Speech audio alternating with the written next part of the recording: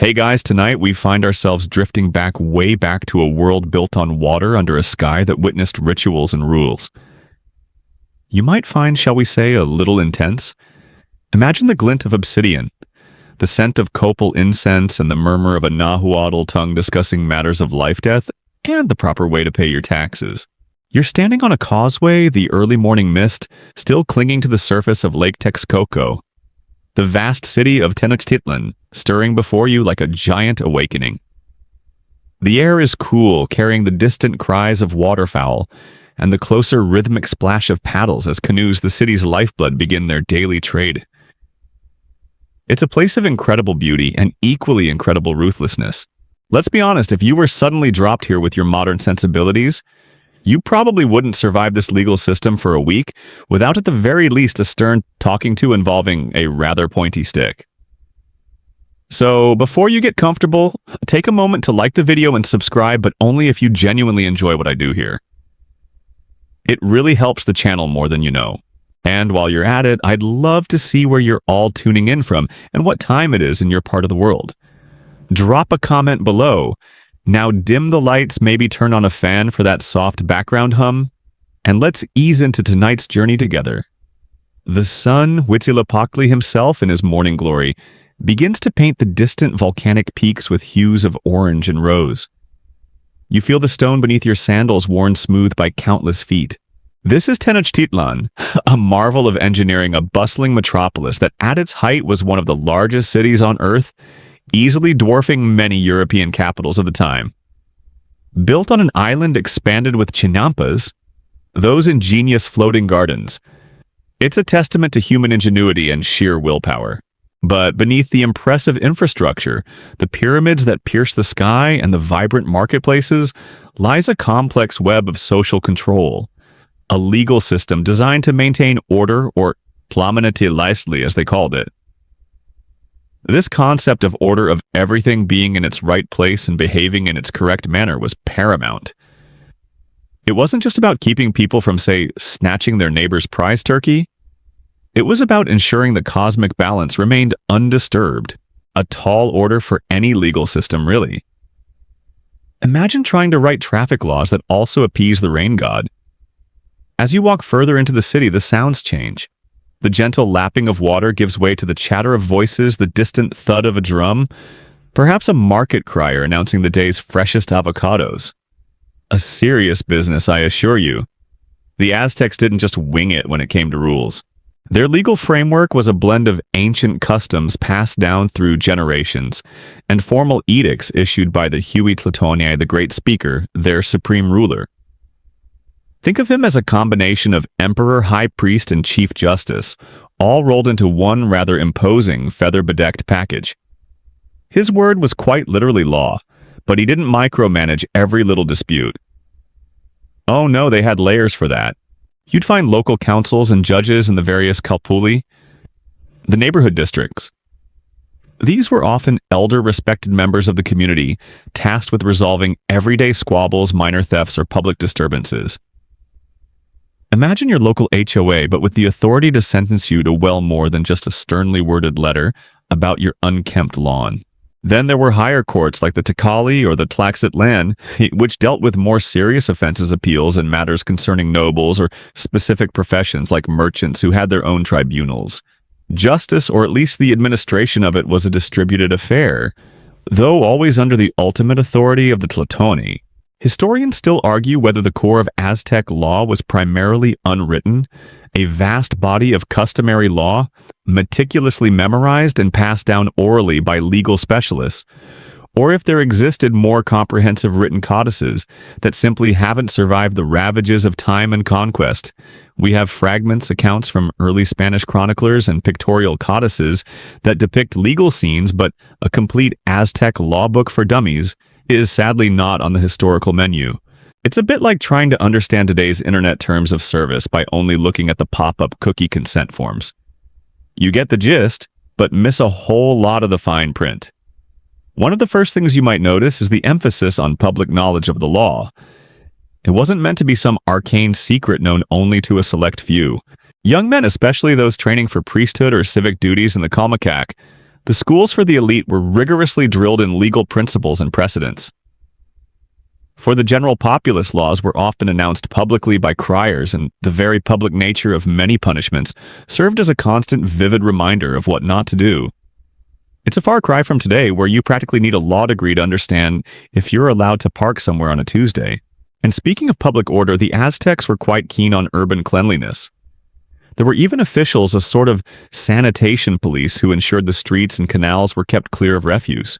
A rather quirky tidbit is that these officials, the Kalpiks, who also supervised markets and collected taxes, sometimes had a role in settling minor disputes on the spot, especially if it involved something like someone blocking a public thoroughfare with their goods, or heaven forbid, improperly disposing of their trash. So if you thought your recycling rules were strict, imagine getting hauled before a judge for leaving your broken pottery shards in the wrong designated spot. They probably wouldn't have approved of that one forgotten banana peel under your car seat either. The foundations of their legal system were deeply intertwined with their religious beliefs.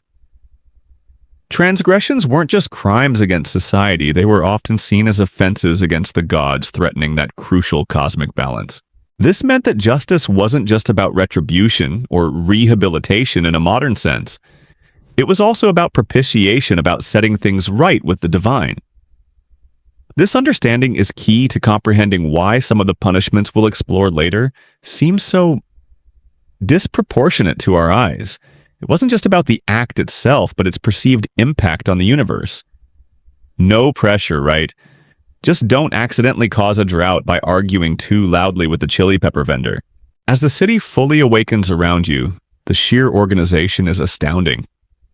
The flow of canoe traffic in the canals, the orderly arrangement of stalls in the burgeoning Tlatelolco market, the disciplined movement of warrior patrols. It all speaks of a society that valued and rigorously enforced structure. This structure was the bedrock upon which their concepts of justice were built. It was a system designed not for individual liberty, as we might understand it, but for the smooth functioning and preservation of the collective, the state, and ultimately the cosmos. And as you stand there a silent observer from a distant future, you begin to sense that in this world of breathtaking beauty and stark discipline, justice would be swift, often harsh, and deeply woven into the very fabric of daily life. The day is young, and the courts will soon be in session. The idea of the courts being in session isn't just a quaint phrase here.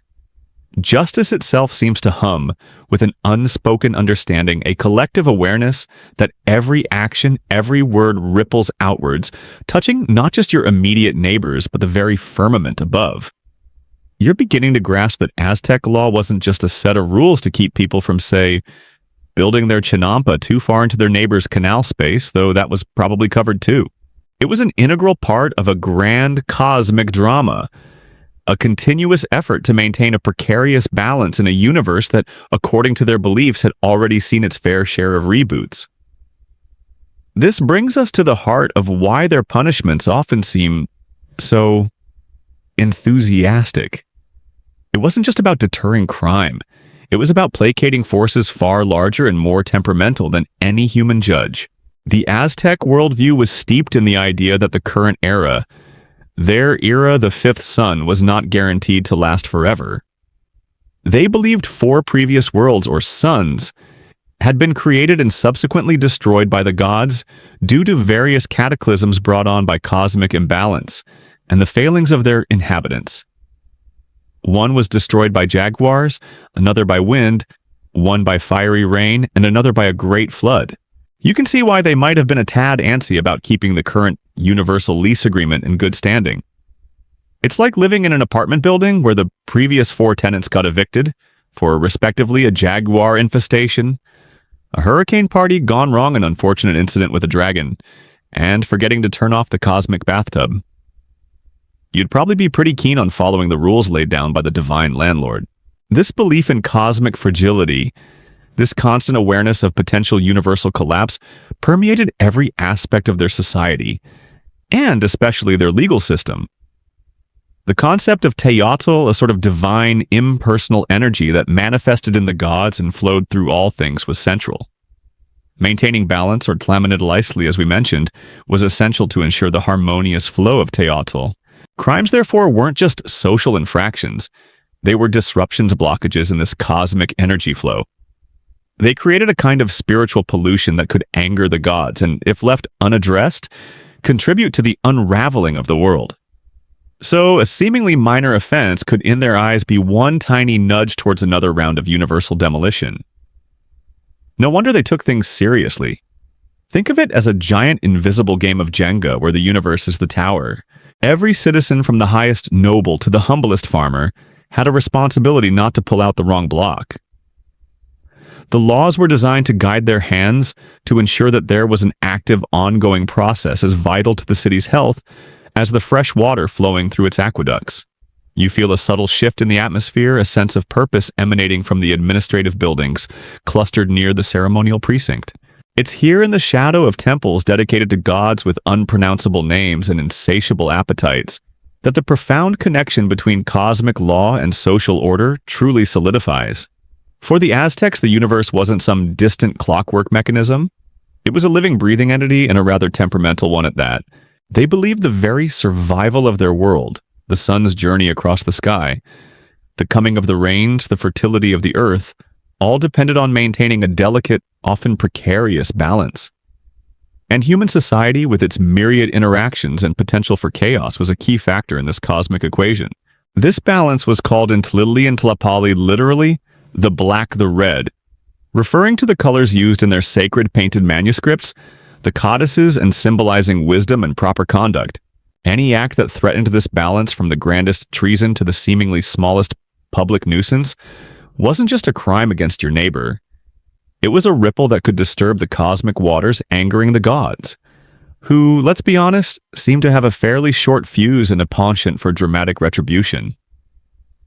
Think of the gods as particularly demanding landlords of the universe, and humanity was perpetually behind on the rent of good behavior and ritual observance.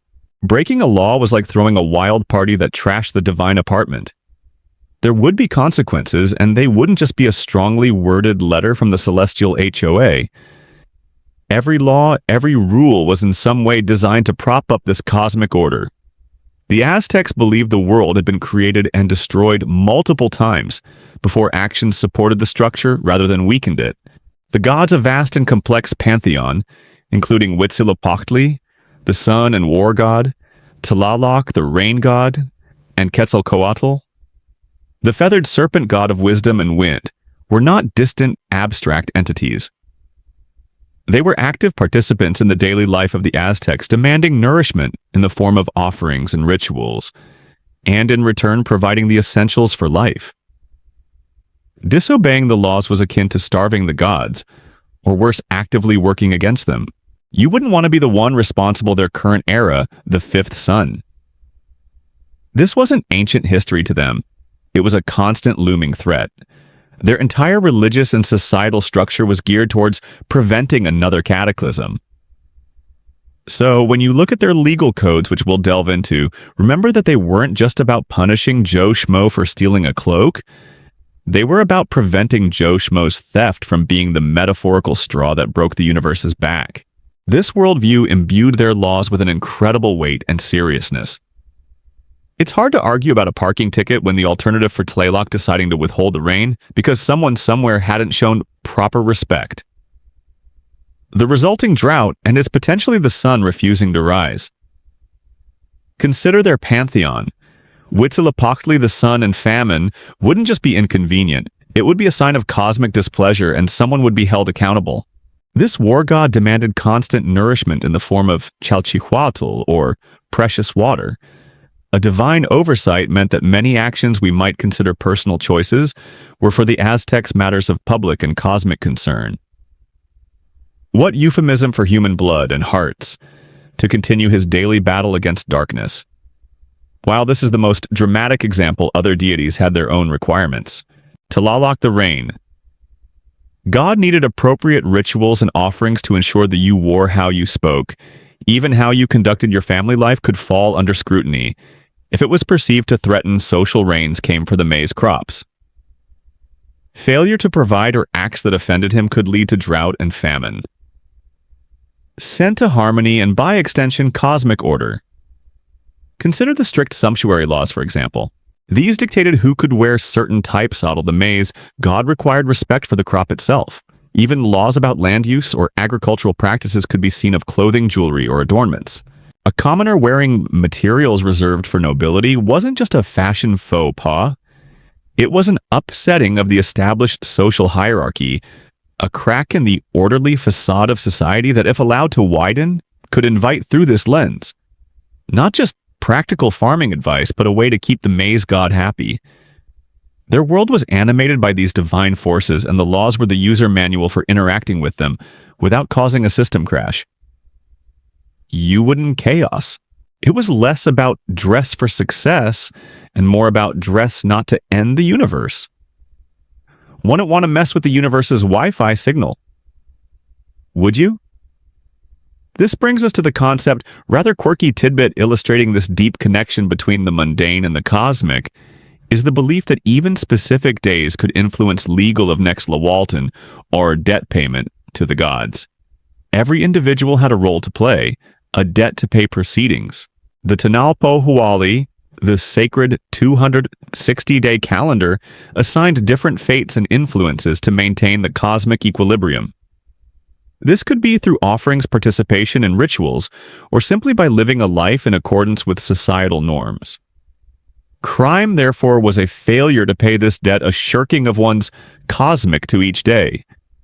While it's not definitively proven that court sessions were avoided on overtly bad days, the responsibility, punishment then often took on a dimension of restoring this balance, of making an overdue payment sometimes, in pervading sense that cosmic forces were at play in all human affairs makes it plausible that such considerations could subtly affect judicial temperament a very direct and physical way. It wasn't just about deterrence or rehabilitation, it was about cosmic accounting. One mainstream or the interpretation of omens related to a case. Imagine your court date being postponed because the presiding judge's horoscope historical fact is the sheer complexity and importance of the Aztec calendar system. They had two main calendars running concurrently, the Tanalpohualli, a 260-day ritual calendar, and the Xiupohualli, a 3, or rather its Aztec equivalent, predicted a day of general cosmic grumpiness. Historians still argue whether 65-day solar or civil calendar. These calendars dictated religious ceremonies, agricultural cycles, auspicious times for warfare, and even influenced the Aztec legal system, was designed more for earthly social control by the ruling elite, using cosmic justifications as a powerful tool, or, if personal destinies. This intricate scheduling of life reinforced the idea of a divinely ordained order. Legal proceedings, too, might the religious imperatives genuinely form the primary driving force behind its structure and severity. It's likely a complex interplay of both, have been subtly influenced by the energies of particular days or periods, although direct evidence for this is sparse. Imagine a judge as the rulers themselves were often high priests, deeply embedded in the religious framework. Trying to separate the purely legal from the thinking, well, it is the day of the vulture, so this petty theft case feels particularly carrion-like. The social order itself was seen as a microcosm of the cosmic order. The hierarchy from the religious in Aztec society is like trying to separate the wet from the water. They were intrinsically one and the same. By Tletwani down to the common Machahuali, the roles of priests, warriors, merchants, and farmers. The idea of a sin as something that offends a deity was very present, but it was often intertwined with. All were considered part of a divinely sanctioned structure, maintaining the social hierarchy, respecting one's place, and fulfilling the concept of pollution or imbalance. Confession sometimes to priests of Tlazolteotl one's duties was essential. Laws that punished insubordination, disrespect to elders or nobles, or dereliction of duty, the goddess of filth and purification, and also lust and childbirth. A busy deity could play a role in absolving certain, were therefore not just about social control, but about upholding this sacred blueprint. To challenge the social order was to challenge the very design transgressions, especially those of a more personal or moral nature. This wasn't quite like a get out of the universe. A quirky or perhaps deeply telling tidbit is the Aztec attention to omens and portents jail-free card, but it showed an understanding that wrongdoing created a stain that needed to be cleansed, not just unusual natural phenomena. A comet, an earthquake, a bird behaving strangely were often interpreted as messages from the gods, frequently for the individual, but for the community and the cosmos. It's like the universe had a very sensitive smoke detector, and even warnings of imbalance or impending displeasure. While not strictly part of the codified law, such omens could create an atmosphere of heightened anxiety. A small puff of immoral behavior could set it off, requiring a visit from the divine maintenance crew. So, as you wander, and a stricter enforcement of existing rules. If a two-headed frog was born in your neighborhood, you'd probably these imagined streets remember that the vendor meticulously arranging his chilies, the priest chanting atop a pyramid, and the judge preparing to hear a case are all in their own ways engaged in the vital task of cosmic maintenance. The laws they make extra sure your household was following all the divine and earthly rules to the letter for a while. It's known that Moctezuma's who, before the arrival of the Spanish, was deeply troubled by a series of bad omens. Uphold. The customs they follow are not arbitrary.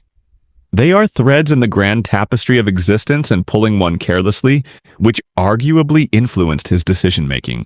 Historians still argue whether the Aztec legal system's severity stemmed more from could in their profoundest beliefs unravel the whole design? It's a heavy burden to place on a legal, profound, genuine fear of cosmic retribution, or if it was a highly pragmatic tool employed by the ruling elite to maintain control over a vast and diverse empire using religion as a powerful enforcer. Perhaps it was an inseparable blend of both. This deep-seated belief code ensuring not just public safety, but also the continuation of the world itself. This understanding transforms the often brutal punishments from mere cruelty into desperate, if terrifying, acts of self-preservation on a cosmic scale. Every judgment, every sentence in a responsive and often reactive cosmos meant that certain actions we might consider purely personal choices were, for the Aztecs, matters was a prayer for one more day, one more year under the fifth sun. And the gods, they were of public and even universal concern. What you wore, how you spoke, whom you associated with, all could have implications beyond always watching, always judging, perhaps even before the human judges had their say. You find yourself drifting towards the bustling heart of a local Capuli, a neighborhood district where the everyday dramas of Aztec life unfold. It's here, away from the grandiose pronouncements of the Huey Tlatoani, that you'd likely encounter the more common and often more creatively humiliating punishments for those minor slips that could still ruffle the feathers of social decorum. Remember, it's all about maintaining that Tlamanet Section 3. The sun climbs higher, chasing away the last of the morning chill, Leslie. That essential order and even small disturbances were seen as tiny cracks in the societal edifice. You wouldn't, and the city's energy intensifies. You're now drifting towards the bustling heart of a local Kapul. You'd want your little outburst at the market to be the thing that finally annoyed Tlaloc into withholding the rain now. One of the many neighborhood wards that made up the intricate cellular structure of Tenochtitlan. It's here, would you probably not? Public drunkenness, for example, outside of specific sanctioned festivals, was a serious. Know away from the grandeur of the ceremonial precinct that the everyday application of Aztec law becomes most visible, especially concerning those minor especially for the young. For a first offense by a commoner, the punishment might involve having your head shaved publicly, a significant mark of shame in a society where hairstyles often denoted status and identity. Imagine the social awkwardness. Slips, the little stumbles in social conduct that, while not world-shattering, were still deemed worthy of correction. Public scorn, humiliation, and the reinforcement of community standards were the primary tools for dealing with these lesser infractions. Think of it. It's like having your worst drunken text message projected onto the town square jumbotron, but instead of a digital image as the Aztec equivalent of a very public and rather uncomfortable neighborhood watch meeting where your minor misdeeds are put on full display. It's your suddenly bald and very conspicuous head serving as the public service announcement. If you were a repeat offender, or if your drunken behavior was particularly disruptive, the penalties escalated sharply, sometimes even to death. especially if you were a nobler. You see, while the grand cosmic balance was always a background concern, the immediate goal for these local adjudications was the held a position of responsibility. We'll get more into the perils of pulque later, but even a little too maintenance of tilamanitalizali at the community level. Harmony within the Kalpuli was crucial for the overall stability of the city. These weren't high crimes threatening the fifth son's existence, but much public cheer could land you in hot, or rather cold and shorn water. Then there was the everyday annoyances, the social friction that could, if left unchecked, fester and disrupt the local peace. Remember matter of public quarreling or brawling? While a good old-fashioned shouting match might just get you dirty, that sense of everything needing to be in its right place. That applied just as much to how you spoke to your neighbor looks today in Tenochtitlan. It could lead to a formal reprimand and a fine. If it escalated to F as it did to the alignment of temples with celestial bodies. One common category of petty offense was public quarreling or sticuffs. The punishments increased. Often the instigator or the more aggressive party would face a harsher penalty. This brawling. If you and your neighbor got into a shouting match over whose dog was digging up whose prize-winning mar, could involve being bound and exposed in the marketplace for a period, allowing for public ridicule. Picture being tied to a post of gold's marigolds kempasuchil were incredibly important, used in many rituals. So while everyone who witnessed your earlier meltdown gets to point and, well, probably not laugh too loudly for fear of joining you. This isn't as trivial as it sounds. You might find yourselves hauled before the local elders. The punishment wasn't, but definitely engage in some serious judgmental staring. It's the Aztec equivalent of being put in a social media time, usually a flogging or imprisonment for a first offense. More likely, it involved a public scolding, perhaps being forced to make out, but with actual ropes and less comfortable seating. Slander and gossip, those delightful pastimes, were also taken surprisingly a public apology, or even being subjected to communal ridicule. Imagine having to stand in the local square while everyone who knows you seriously. Spreading false rumors or maliciously damaging someone's reputation could result in having your lips pricked with a mag points and perhaps chuckles at your expense. For a society that placed a high value on honor and reputation, this was oithorn, a rather pointed reminder to watch your words. Magoy thorns, by the way, were a sort potent deterrent. It's a bit like being publicly shamed on social media, but with everyone you actually know. Of multi-purpose tool for Aztec justice making appearances in various corrective procedures. They're sharp, readily available, and definitely real-life participating. Ouch. Then there was the matter of disrespect, particularly towards elders or community officials. The Aztecs get the message across. For more severe cases of slander, especially against a person of high standing, the punishments could be had a hierarchical society, and showing proper deference was baked into their social interactions. If a younger person was deemed to have been insolent to an elder, they could expect swift and public correction. This might involve being forced to perform some menial service, far worse, but for everyday loose talk, a sore lip and a lesson in discretion were often deemed sufficient. It's like they're for the offended party, or again, public shaming. The aim was to reinforce the social order and remind everyone of their place version of a think before you speak campaign, but with a much more immediate and ouch-inducing feedback mechanism. One and responsibilities. It's a far cry from shrugging off a surly teenager. Here, that sour mainstream historical fact is that the Aztecs had a highly organized market system, with the Tlatelolco market being onliness could have real immediate consequences. Slander and gossip, too, were taken seriously, spreading false rumors of the largest in the world at the time. Within these markets, specific officials, almost like a market police force, maintained, or damaging someone's reputation wasn't just seen as unkind, it was disruptive to the community's cohesion. Order and adjudicated disputes on the spot. If you tried to cheat a customer, use false weights, or sell shoddy goods, your punishments could range from being forced to publicly retract your statements to paying compensation to the wronged party. In a society where you could be punished right there in the marketplace, punishments might include having your goods confiscated, being publicly shamed, or standing within the Kalpuli was vital for everything. From access to resources to social support, a damaged reputation was a heavy even having your stall smashed. For the Aztecs, fair trade wasn't just good business. It was another aspect of maintaining societal blow. They understood perhaps better than we do sometimes that words have power and can wound. One of the most visible harmony. You wouldn't want a dispute over a few cacao beans escalating into a cosmic imbalance after all. The forms of punishment for minor offenses, particularly for youths, or for those who repeatedly caused minor disturbances, was head shaving. Hair phrase buyer beware had some serious teeth.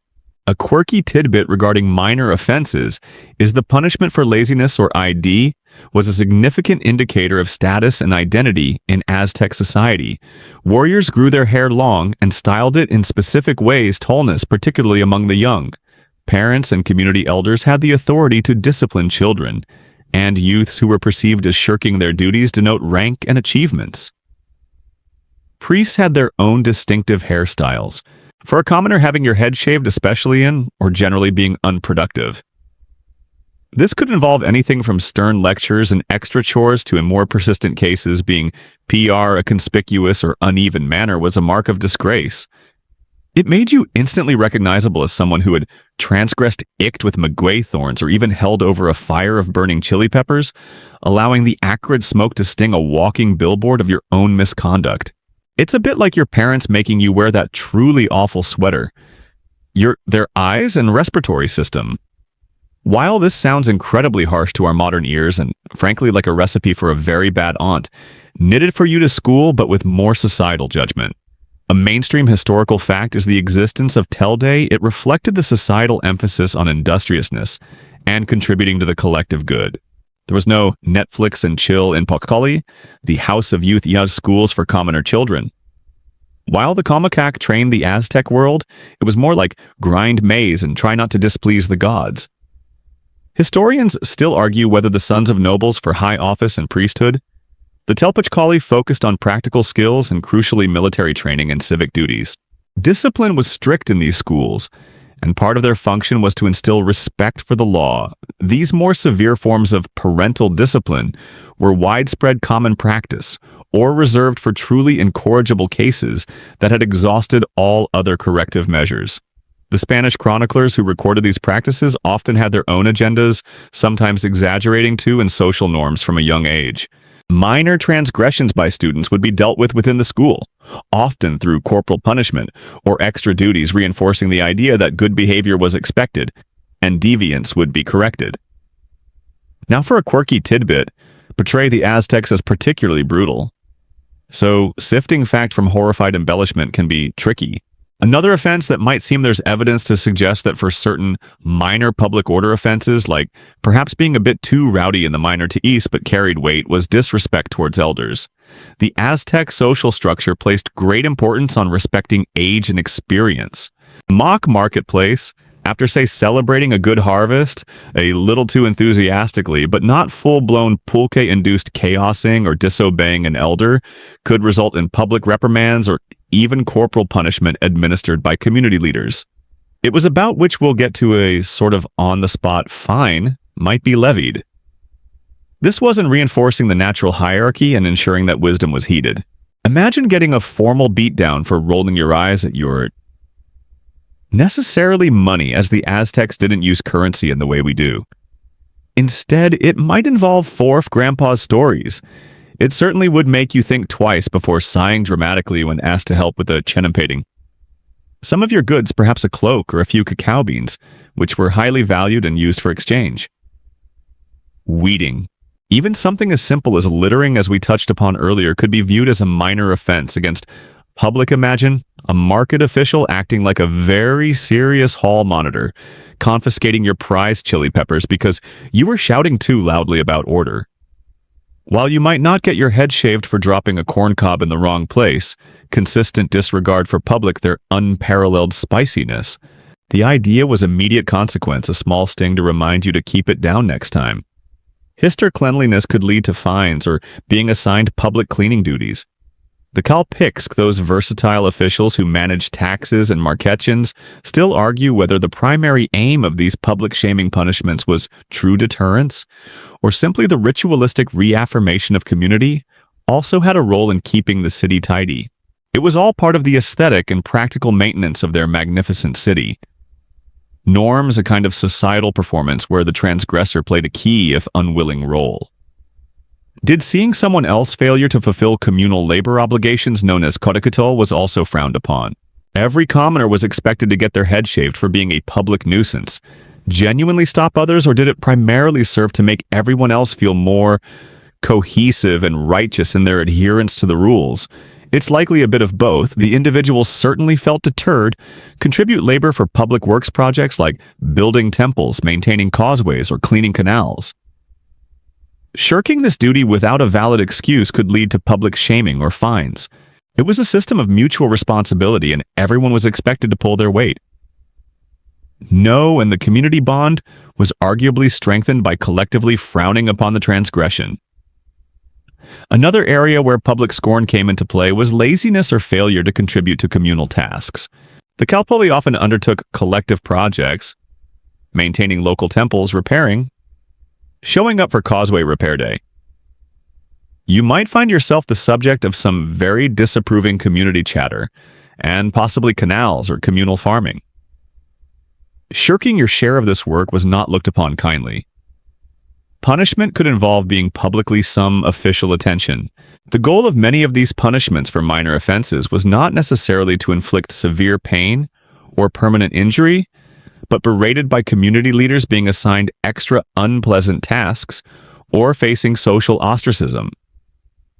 In a society where communal to shame the offender and reintegrate them into the community with a clearer understanding of their social obligations, public humiliation was a powerful effort, was essential for survival, and prosperity. Being labeled a slacker was a serious black mark against your name. Even tool in a society where reputation and community standing were paramount. It was a way of saying, you've strayed from the path, but we expect you to return. Of course, the definition of minor and something like public untidiness if it became a nuisance could attract attention. Remember, those sanitation officials, while majoriliating, can be quite subjective, and some of these methods still sound pretty rough. But in the context of infractions might go to a higher court-consistent slovenliness that affected your neighbors. Say, always leaving your refuse to society, fighting for cosmic balance. Even a badly behaved youth or a market cheat was a loose thread that needed to be repiled up and attract pests. Could lead to intervention from the Kalpoli elders. The goal was always to restore order and woven into the fabric of order. The community itself was often the enforcer, with neighbors and elders playing a key role in identifying harmonious living. You wouldn't want your messy habits to be the talk of the Kalpuli, a stain on your family's honor. The beauty of these localized punishments from the Aztec perspective was their immediacy and correcting minor transgressions. It was a system of constant mutual surveillance, ensuring that the little slips didn't escalate communal nature. Justice wasn't an abstract concept dispensed by distant figures in robes, though that existed too for more serious matters into bigger problems for everyone. And you definitely didn't want to be known as that guy who got his head shaved twice. The afternoon sun casts longer shadows across the plazas as we delve into the rather serious business of theft and its repercussions. In Aztec society, property, whether it was a handful of maize, a finely woven cloak, or the tools of one's trade, was not merely a possession. It was intrinsically linked to one's livelihood, social standing, and ability to fulfill obligations to both family and the state. Therefore, stealing wasn't just an infringement on individual rights. It was a destabilizing act that could undermine the economic well-being of the community. The punishments for theft reflected this seriousness, escalating sharply based on the value of the stolen goods and the circumstances of the crime. You really didn't want to get caught with your hand in someone else's metaphorical cookie jar, especially if that cookie jar contained precious cacao beans or jade beads. For petty theft, say snatching a few ears of corn from a field, or pilfering a small inexpensive item from the market, the punishment, especially for a first-time offender, might still be severe by our standards, but not necessarily capital. Restitution was a key principle. The thief would almost certainly be required to return the stolen goods or their equivalent value. On top of that, they might be fined often a multiple of the value of what was stolen. This fine wasn't always paid in goods. It could be paid in labor, compelling the thief to work for the victim, or the community until the debt was settled. Imagine having to weed your victim's entire chinampa for a month, because you got a bit light-fingered with their prized tomatoes. It's a system that ensures the victim is compensated and the offender is made to understand the value of what they took through their own sweat. However, if the theft was more significant, or if the thief was a repeat offender, the penalties increased dramatically. Stealing valuable items like jade precious feathers used for elaborate headdresses and ceremonial attire, gold, or finely crafted warrior costumes could lead to enslavement or even death. The Aztecs had a particular abhorrence for theft from temples or palaces, as this was seen not just as theft but as sacrilege or an affront to the state. The mainstream historical fact here is that tribute collection was a cornerstone of the Aztec Empire's economy. Vast quantities of goods from foodstuffs and textiles to luxury items and raw materials flowed into Tenochtitlan from conquered provinces. Theft that interfered with this system, such as stealing from state storehouses or ambushing tribute carriers, was treated with utmost severity, often resulting in capital punishment for all involved.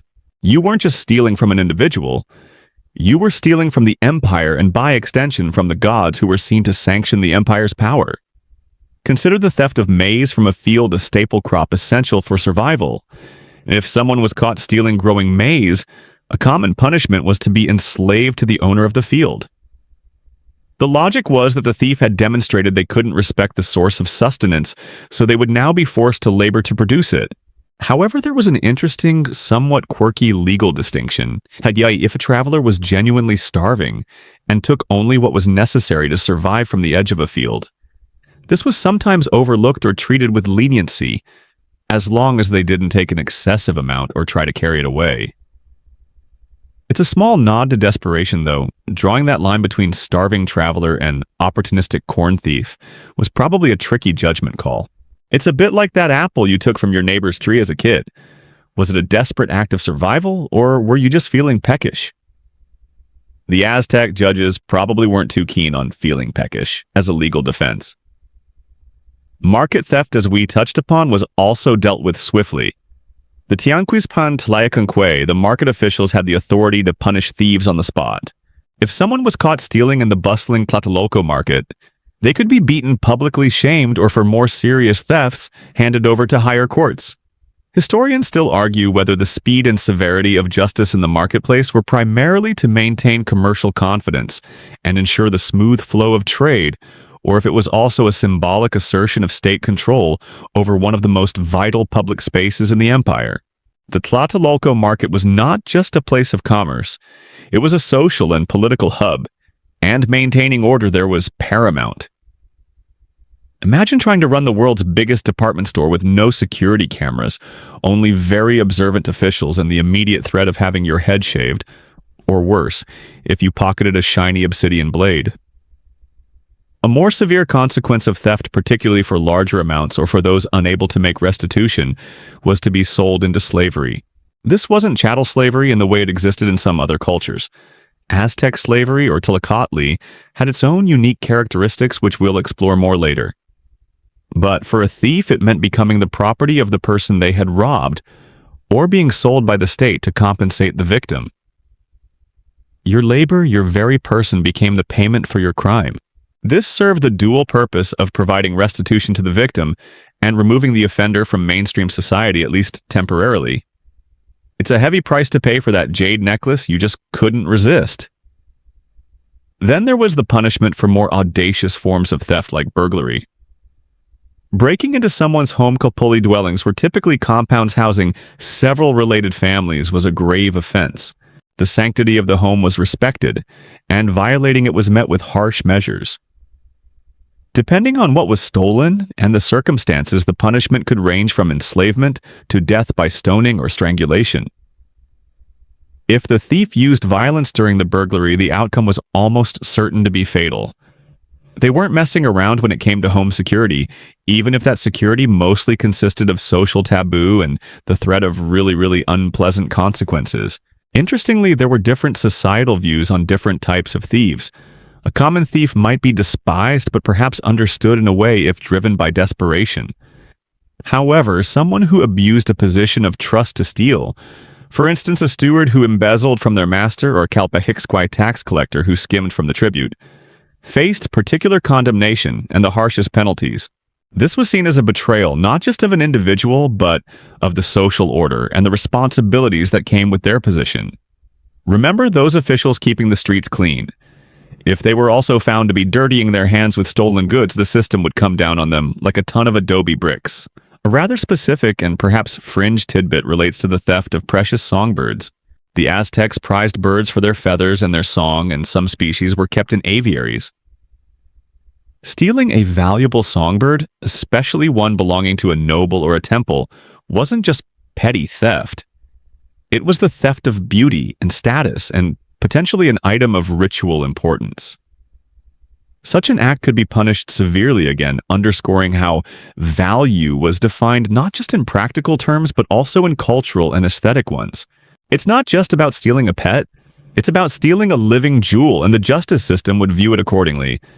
Imagine getting sentenced to hard labor for swiping a particularly melodious canary, and it sounds almost comical until you realize how deeply these items were woven into the fabric of their culture and hierarchy. The ultimate punishment for egregious or repeated theft was, of course, death. The methods varied, but stoning was a common one for thieves, often carried out publicly to serve as a deterrent. The idea was that the community itself was casting out the offender. The severity might seem disproportionate, but it's a reflection of how vital communal trust and the security of property were to the functioning of Aztec society. If you couldn't trust your neighbor not to steal your cloak or your maize, the whole system would break down. So they made it abundantly clear that theft was a losing game, potentially your last. You wouldn't want your legacy to be that guy who got stoned for a cloak he didn't even get to keep. The midday heat settles over Tenochtitlan, and you might be thinking a cool, refreshing beverage would be just the thing. Perhaps a sip of pulque. We'll hold that thought. While pulque, a fermented alcoholic beverage made from the sap of the maguey plant, was certainly known and consumed by the Aztecs, their relationship with it was, shall we say, complicated and heavily regulated. Uncontrolled drunkenness was viewed not as a harmless revelry, but as a serious threat to social order, individual responsibility, and that all-important cosmic balance section 5 we keep coming back to. So if you were planning a pub crawl through the Aztec capital, you'd need.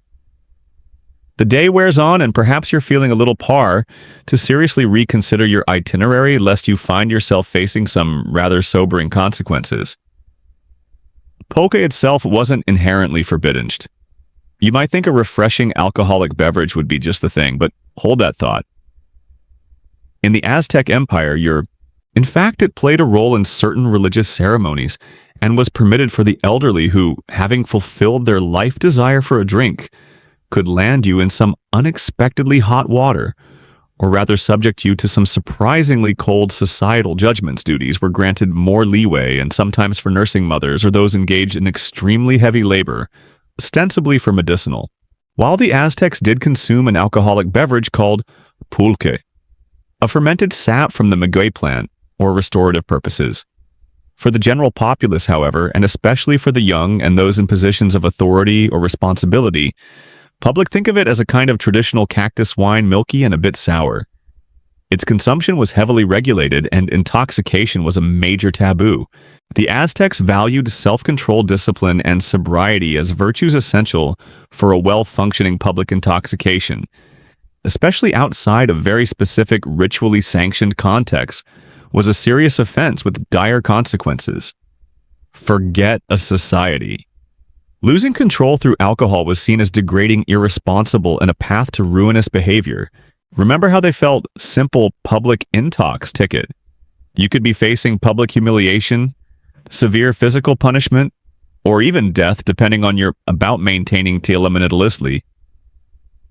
A city full of inebriates was pretty much the opposite age. Social status and the number of times you'd been caught 3 sheets to the wind. The Aztecs of that ideal. If you as a commoner were caught drunk in public for the first time, the punishment had a complicated relationship with alcohol. On one hand, pulque played a role in certain religious festivals and rituals, as mentioned earlier, was often public shaming in the form of having your head shaved. This wasn't just a bad, it was associated with gods like Mayahuel, the goddess of the maguey plant and the Sanson haircut. It was a clear, visible mark of your transgression, advertising your lack of self-control to the entire community. Imagine Totokten, the 400 rabbits, who were the gods of drunkenness, each representing a different form of walking around for weeks, your unevenly shorn scalp, a beacon of your boozy indiscretion. It would certainly make you the intoxication. Yes, you heard that right, 400 rabbit gods of getting tipsy. Which sounds like a party, but in reality was more a cautionary tale. It was acknowledged that under specific controlled circumstances, pulque could be a subject of considerable gossip and perhaps a few cautionary tales told to local youths. The social stigma alone was a powerful deterrent. Sacred intoxicant, a way to commune with the divine or celebrate specific calendrical events. Elderly people, those over, don't end up like Expelanque with the bad haircut, and the lingering smell of fermented maguey mothers, the age of 52, which was a significant milestone marking the completion of a full calendar cycle, were generally might whisper to their children. However, if you didn't learn your lesson and were caught drunk again, the permitted to drink pulque more freely. It was seen as a privilege of age, perhaps a small comfort in penalties escalated dramatically. A second offense could lead to a more severe public shaming, possibly involving being bound or exposed in the marketplace their later years. Warriors, too, might be allowed to indulge after successful campaigns or during certain celebrations. However, for the general, for a period, for a third offense, or for particularly scandalous or disruptive drunken behavior, even on a first or second offense, the populace, and particularly for the young and those in positions of responsibility, unsanctioned drunkenness was viewed with extreme disapproval. It was seen as a source of disorder, a path to ruin, laziness, and neglect of one's duties. Punishment for a commoner could be death. Yes, death for being drunk. This was often carried out by stoning, or could lead to fights, immoral behavior, and a general breakdown of the Tlamanita. They clubbing sometimes by the community itself, effectively purging the disruptive element. It's a stark illustration of how seriously they took the threat of unchecked intoxication.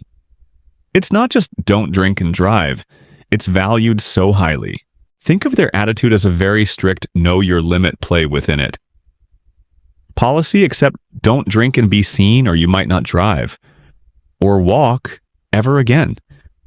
Now for nobles, the limit was often 0, and playing outside it could have brutal consequences. You wouldn't want to be the priests and officials, the standards were even higher, and the penalties for drunkenness even more severe.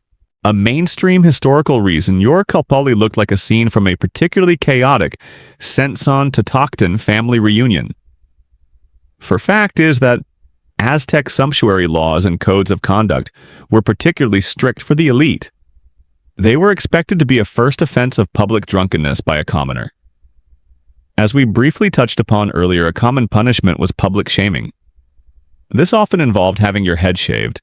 In a society where hairstyles signified so much, a shorn head was an immediate and visible exemplars of virtue and self-discipline. If a noble or high-ranking official was found intoxicated, even once mark of disgrace, you'd be walking around bald, a clear signal to everyone that you'd overindulged and lost. It could mean immediate loss of office, confiscation of property, and even death. There was no boys will be boys control.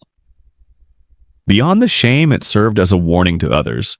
If this commoner persisted in their drunken ways, the punishments, or letting off steam, excuse for them. Their rationale was clear: if those in power couldn't control, would escalate. For a second offense, the penalty could be death, often by stoning or clubbing carried out in the marketplace themselves. How could they be trusted to govern or lead society? It would be like finding your prime minister passed out in for maximum public impact. Yes, death for being drunk twice in public. They weren't subtle about their desire for sobriety, a gutter. It wouldn't inspire much confidence in their ability to run the country, would it? The Aztecs just. The rules were even stricter for nobles and officials. If a member of the elite, someone expected to set an example of discipline, took that lack of confidence to its logical and often fatal conclusion. Interestingly, there's a quirky tid, and propriety was found drunk in public, or even found to be a habitual drunkard in private. The consequences were bit regarding the consumption of pulque during specific religious festivals. During these sanctioned events, communal drinking, sometimes to the point of ritual intoxication, was not only permitted but often an integral part of the ceremony. This was seen as a swift and severe. For them, a first offense could mean loss of office, confiscation of property, and sometimes even death way to connect with certain deities or enter a sacred state. However, this was strictly controlled. The pulque was by strangulation, often carried out more privately to avoid undue public dishonor to their lineage. Though the message was still often consecrated, the drinking was done within a ritual context, and it was generally not a free-for-all. The reasoning was that those in positions of power and influence had a greater responsibility to uphold societal standards. If they could, in a moment the festival ended, the prohibitions snapped back into place. It's a fascinating dichotomy. Alcohol as a sacred tool to control their own impulses. How could they be trusted to govern or lead? It's like finding out you're esteemed in one context and a deadly poison in another. Imagine a society where you can only get legless drunk at, say, Easter Senator was doing keg stands on the Capitol lawn. Except instead of a scandal and a forced resignation, it might be a one-way trip to the executioner. A mainstream historical fact is that the production and distribution of pulque were under direct priestly supervision, and the rest of the year it's total prohibition with extreme prejudice. The god most associated with pulque was Ometochtli Rabbit, who was part of a larger group of gods also to some extent controlled. While many households might produce small amounts for sanctioned use, large-scale production, and known as the Chenson Totochten, the 400 rabbits, each representing a different aspect or stage of intoxication. The sale would have been monitored. There weren't saloons or taverns in the way we might imagine. Drinking was largely number 400 in Nahuatl, often signified innumerable or countless. So this symbolized the many a ritual or private affair for those permitted, not a casual social activity for the masses. This control over supply was another ways one could become drunk and behave foolishly. The idea that there were specific deities for drunkenness suggests how deeply embedded the way to limit its abuse. Now, for a rather quirky and frankly terrifying tidbit about punishments for young people phenomenon was in their consciousness both as a potential pleasure in limited ritual contexts and a significant danger. Worshipping caught drinking.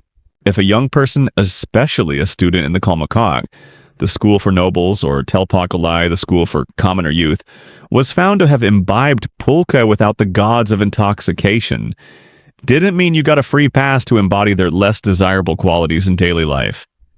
It was permission the punishment could be exceptionally harsh. Accounts suggest they could be beaten, sometimes severely, or even clubbed to death, for more like acknowledging a powerful, potentially chaotic force that needed to be respected and contained. Historians still argue whether the extreme repeated offenses. The aim was to instill discipline from a young age and prevent the development of what was seen as a destructive severity. Of punishments for drunkenness, especially among commoners, was consistently enforced, or if there was some local variation or occasional leniency habit. Imagine your school's zero-tolerance policy, but enforced with clubs. It puts detention in a whole new perspective. It perhaps depending on the individual's prior standing in the community, or the specific circumstances of their intoxication. The extant legal codes and was an extreme form of scared straight Aztec style. Historians still argue whether the extreme severity of punishments chronicles paint a picture of draconian severity, but the day-to-day reality of enforcement in every calpol for drunkenness was primarily a moral stance or a pragmatic one, rooted in the need for a disciplined workforce and military. Given they across the vast empire might have had some nuances that haven't fully come down to us.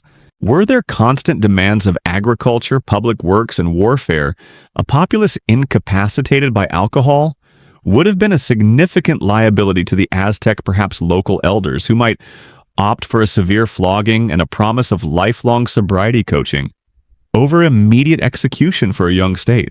It's likely that both moral and pragmatic considerations played a role. Public order and religious piety often walked hand in person's third strike if they were otherwise a productive member of the community. It's hard to say forehand with state efficiency. Was it more about saving souls from the vice of drink, or ensuring there were enough sober hands? Sure. What is clear is that the state invested considerable effort in controlling alcohol consumption. There were even prohibitions against selling pool to build the next pyramid and paddle the war canoes. The answer is probably yes to both. They're keen to those who were not authorized to drink it like young men not yet of warrior age. Unauthorized production or sales also the element of pulque itself.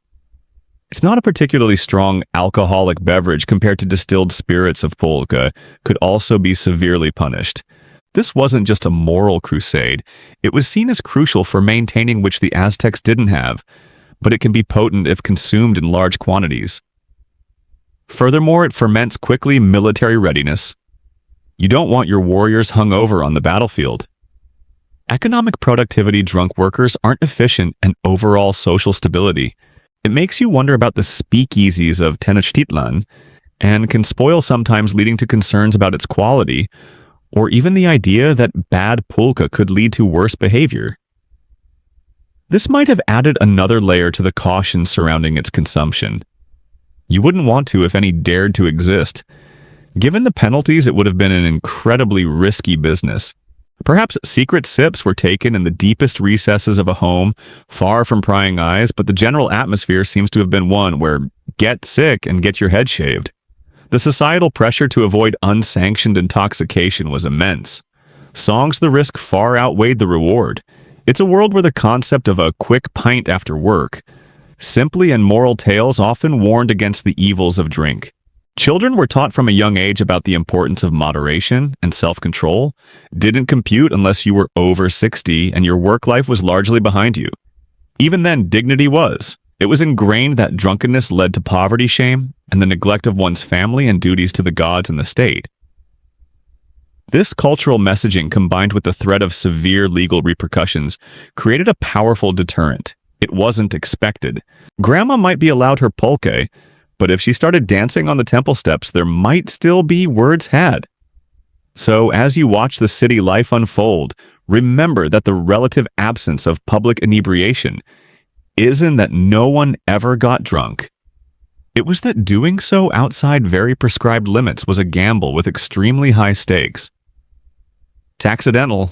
It's the result of a powerful and deeply ingrained societal prohibition, enforced with a rigor that leaves one of the 400 rabbits you didn't want to encounter was the one named two-rabbit lull, little room for error. The next time you enjoy a relaxing beverage, spare a thought for your Aztec counterpart, for whom that a measure that was supposedly the limit for intoxication before things got messy and punitive. Exceeding your two-rabbit limit was asking some simple pleasure could have led to public humiliation or a very, very permanent hangover.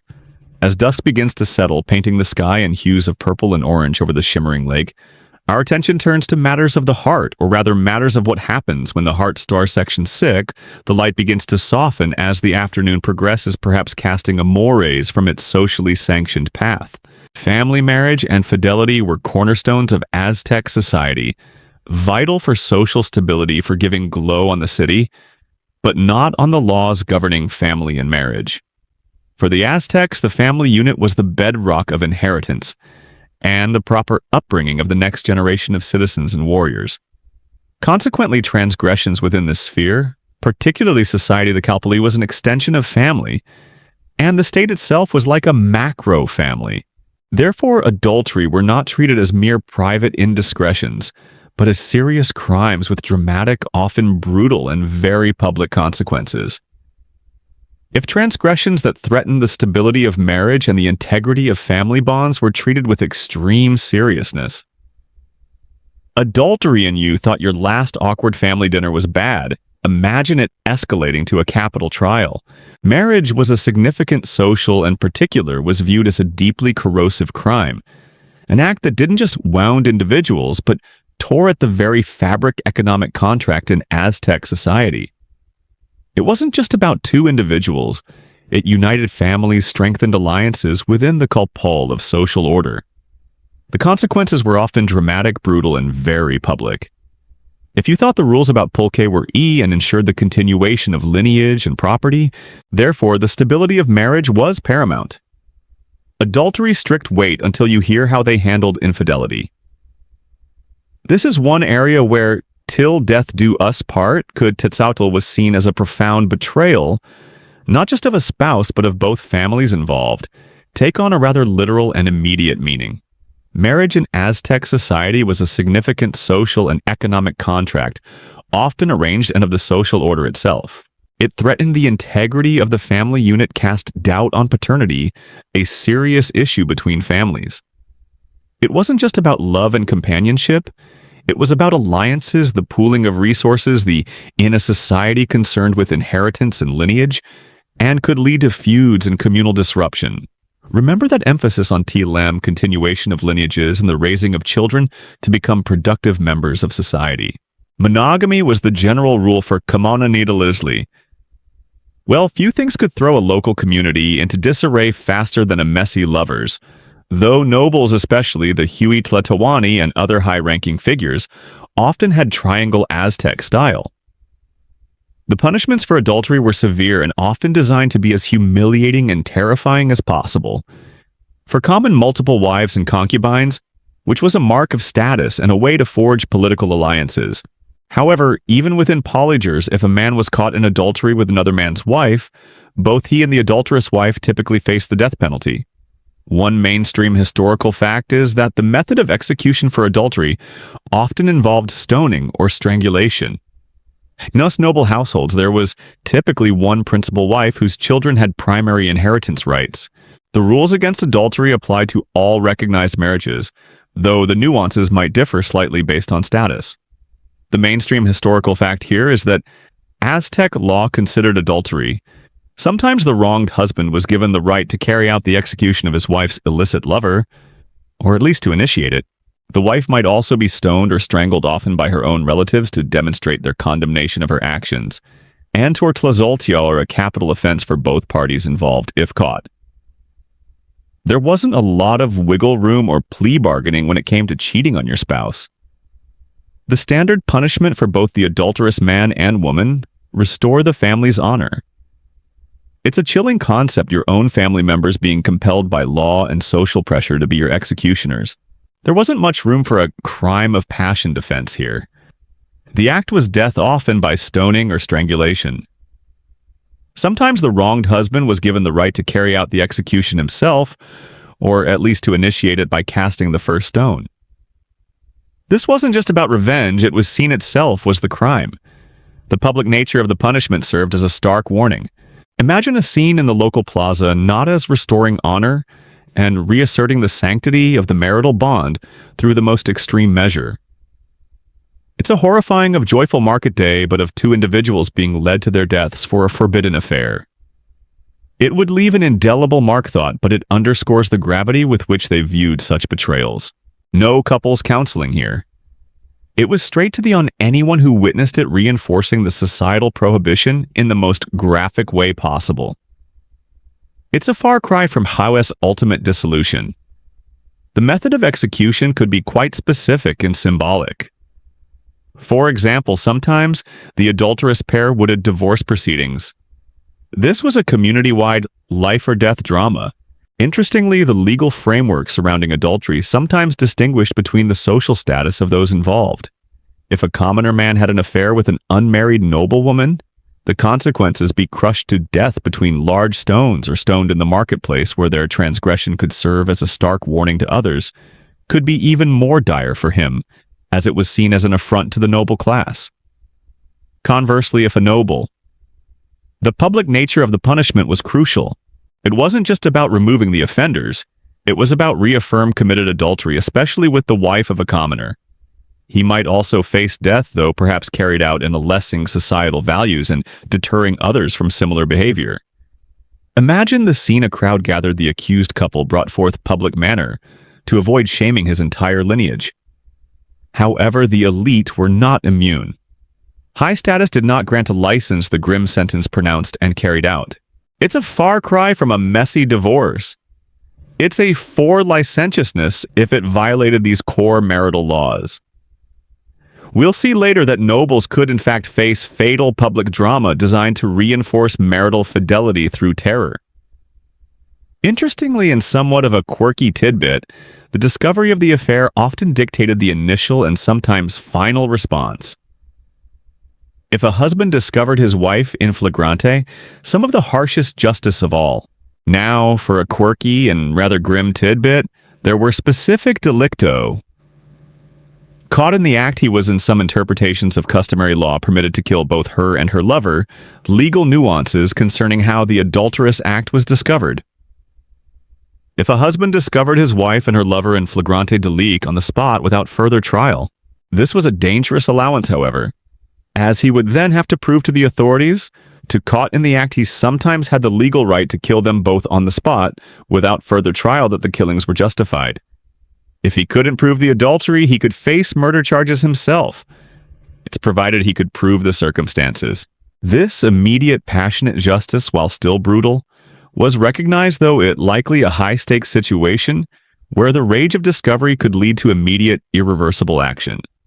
Talk about a heated argument escalating led to its own set of complications and potential for abuse if proof was later disputed. It's a stark example of how quickly you'd want to be really sure before you started swinging that obsidian-edged club, because deeply personal honor and the perceived immediacy of the transgression were factored into the legal response. Imagine the sheer terror of that discovery. Oops, my bad wasn't going to cut it with the local magistrate. The laws were not always, not just for the lovers, but even for the wronged spouse, who then had to make a life-altering decision in a moment of intense rage and betrayal.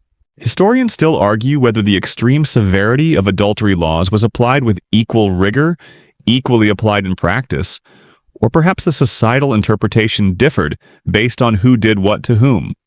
While both parties in an adulterer to men and women, while both parties were typically condemned, some accounts suggest that the wife might bear a heavier social stigma.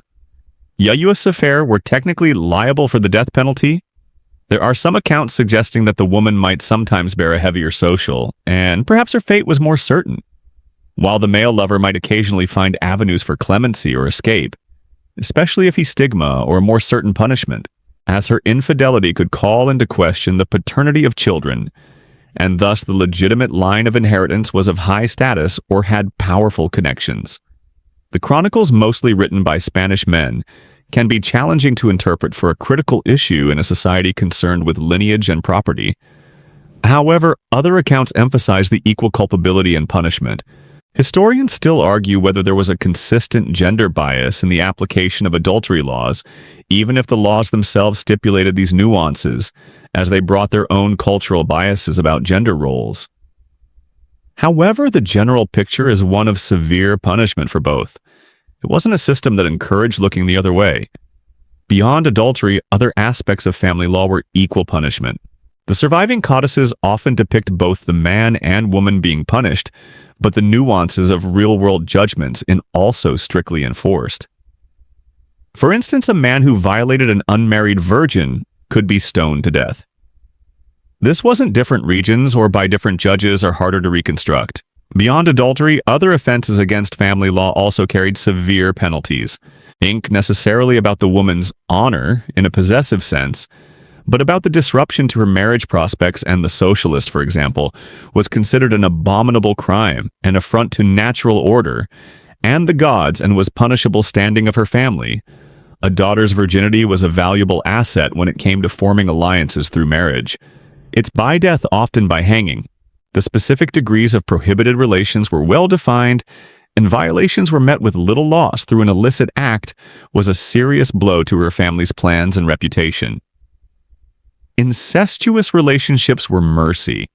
This reflects a near-universal human taboo, but the Aztec enforcement was characteristically rigorous. Disrespect, or as in most societies, viewed with abhorrence and were typically punishable by death. Again, this went to the heart. Violence towards parents was also a grave offense.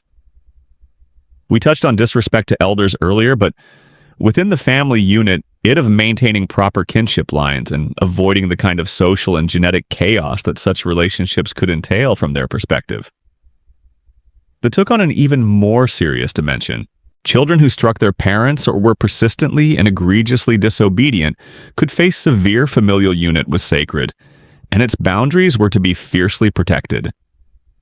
Desertion of one's family, particularly if a man corporal punishment or even death in extreme cases, especially if the father or head of household formally accused them before a court. The abandoned his wife and children without cause was also a punishable offense. The community expected individuals to fulfill their familial responsibilities. A patriarchal authority within the family was strong, but it also came with responsibilities. A father was expected to provide for, and man who shirked these duties could be publicly shamed, fined, or forced to provide for his family. To guide his children, failure to do so could also bring shame upon him. Now, what about divorce? While marriage couples had an interest in ensuring that all its members were cared for and that dependents didn't become a burden on the community due to one individual's irresponsibility. You couldn't just pack your bags and skip town if it was intended to be for life divorce, tlanamictalestali expolluqui. The marriage you got tired of your domestic situation. The Aztec equivalent of child support enforcement could be quite direct and unpleasant. The laws as destroyed was permissible under certain circumstances, though not undertaken lightly. Grounds for divorce could include sterility, prolonged absence, or surrounding divorce were also structured, though perhaps not as terminally punitive as those for adultery. Divorce was permissible under certain conditions. Abandonment, failure to provide for the family, persistent cruelty, or laziness on the part of either spouse. A woman could such as cruelty, barrenness, failure to provide, or mutual consent after a period. It usually had to be divorce her husband if he failed to support her and her children, or if he was abusive. A man could divorce his wife if she's sanctioned by a court which would also rule on the division of property and the custody of children. However, initiating a divorce especially was barren, a negligent homemaker, or had a sharp tongue, which sounds a bit subjective, but there for a woman could be a challenging process and might still carry some social stigma. It wasn't as simple as "ought you have it." The process usually involved appearing before local judges or elders who would hear the case and attempt reconciliation. If reconciliation, irreconcilable differences, you generally needed a pretty solid, socially acceptable reason, and you certainly didn't want your failed, the divorce would be granted. Property was divided and arrangements were made for the care of any children who divorce proceedings to somehow morph into accusations of adultery because then the stakes would rise exponentially. It's also worth noting that Paul Ligg often went with the mother, though this could vary. It wasn't as simple as irreconcilable differences, why a man having multiple wives was practiced, but primarily by the nobility and wealthy merchants who could afford to support multiple households. But it was a recognized legal process. You couldn't just walk away. You had to have legitimate socially recognized. For a noble, having many wives was a sign of status and a way to forge alliances with different families. However, their reasons. A fringe, though perhaps not entirely bizarre aspect of family law concerned promises of marriage. If a man seduced was usually a principal wife, Tiwatlanli, who held a higher status and whose children were often the primary heirs, a virgin with a promise of marriage, and then refused to go through with it, he could be compelled by the courts to marry her. Even within polygynous households, the rules of fidelity applied. A husband might have multiple wives, but those wives were expected to. If he still refused, he might face severe penalties, possibly even death, as his actions were seen as dishonoring, the be faithful to him alone. If one of his secondary wives committed adultery, she and her lover would face the same severe woman and her family. This underscores the seriousness with which vows and commitments related to marriage were treated. Broken promises in this realm weren't just personal disappointments. They were breaches of social contract that could have legal teeth. Penalties. It wasn't a free-for-all even for the elite. The whole system was designed to protect just not that into you. Wouldn't be a valid legal defense for breaking a betrothal. After, shall we say, the lineage property rights and social stability that came from ordered family life. When you look at the Tenochtitlan skyline, intimacies had occurred. The fate of children from broken marriages or those orphaned was also a societal concern. At the orderly canals and causeways, remember that this external order was meant to be mirrored by an internal social order within every home and every family. A disruption in one was seen as a potential threat to the other. So, as the cooking kalpuli often played a role in ensuring that orphaned children were cared for, perhaps by relatives or other community members. The continuity of the family line and the proper upbringing of the next generation were too important to be left to chance. The fires are lit in the callous homes around you and families gather for their evening meal. The emotional toll of these laws, especially concerning adultery, must have been immense. Imagine the fear, the suspicion, the potential for false, unseen weight of these strict family laws hangs in the air. A constant reminder of the high price of transgressing the bonds of accusations in a system where the penalty was so final. It creates a society where private lives are constantly under scrutiny, not kinship and marriage. It paints a picture of a society that, while capable of great artistry and complex social organization, also wielded a very heavy hand when it came to affairs of the heart. If they strayed outside the clearly defined and harshly, just by the state, but by neighbors and even family members. While the aim was to maintain order and fidelity, the pressure enforced lines. As the last light of day fades and the torches begin to flicker throughout Tenochtitlan, casting dancing shadows on the stucco walls, you might assume that those dwelling in the grander palaces, the nobles, the priests, the esteemed warriors, would be insulated from the harsher aspects of Aztec justice. You might picture them SW Section 7 Anning, about in their fine cotton cloaks and jade ornaments above the fray, perhaps subject to a different, more lenient set of as night truly blankets the Valley of Mexico, and the stars emerge bright rules. Well, you'd be spectacularly wrong. In many ways, the Aztec legal system came down harder on the and numerous in the clear mountain air. It's easy to imagine the imposing stone palaces and temples, their outlines stark elite. The principle was straightforward: to whom much is given, much is expected. High status brought privilege and power, but against the celestial backdrop. One might assume that those who resided within these privileged walls, the nobles, the high priests, the esteemed, it also brought immense responsibility and a far greater fall if you transgressed. There was no diplomatic immunity if you were a noble warriors. The Pipelton class would be cushioned from the harsher aspects of Aztec law, perhaps a system of caught with your hand in the metaphorical or literal public treasury, or found engaging in behavior deemed unworthy of your rank. Finds a quiet reassignment, a stern talking to from the Huey Tlatoani himself for any indiscretions.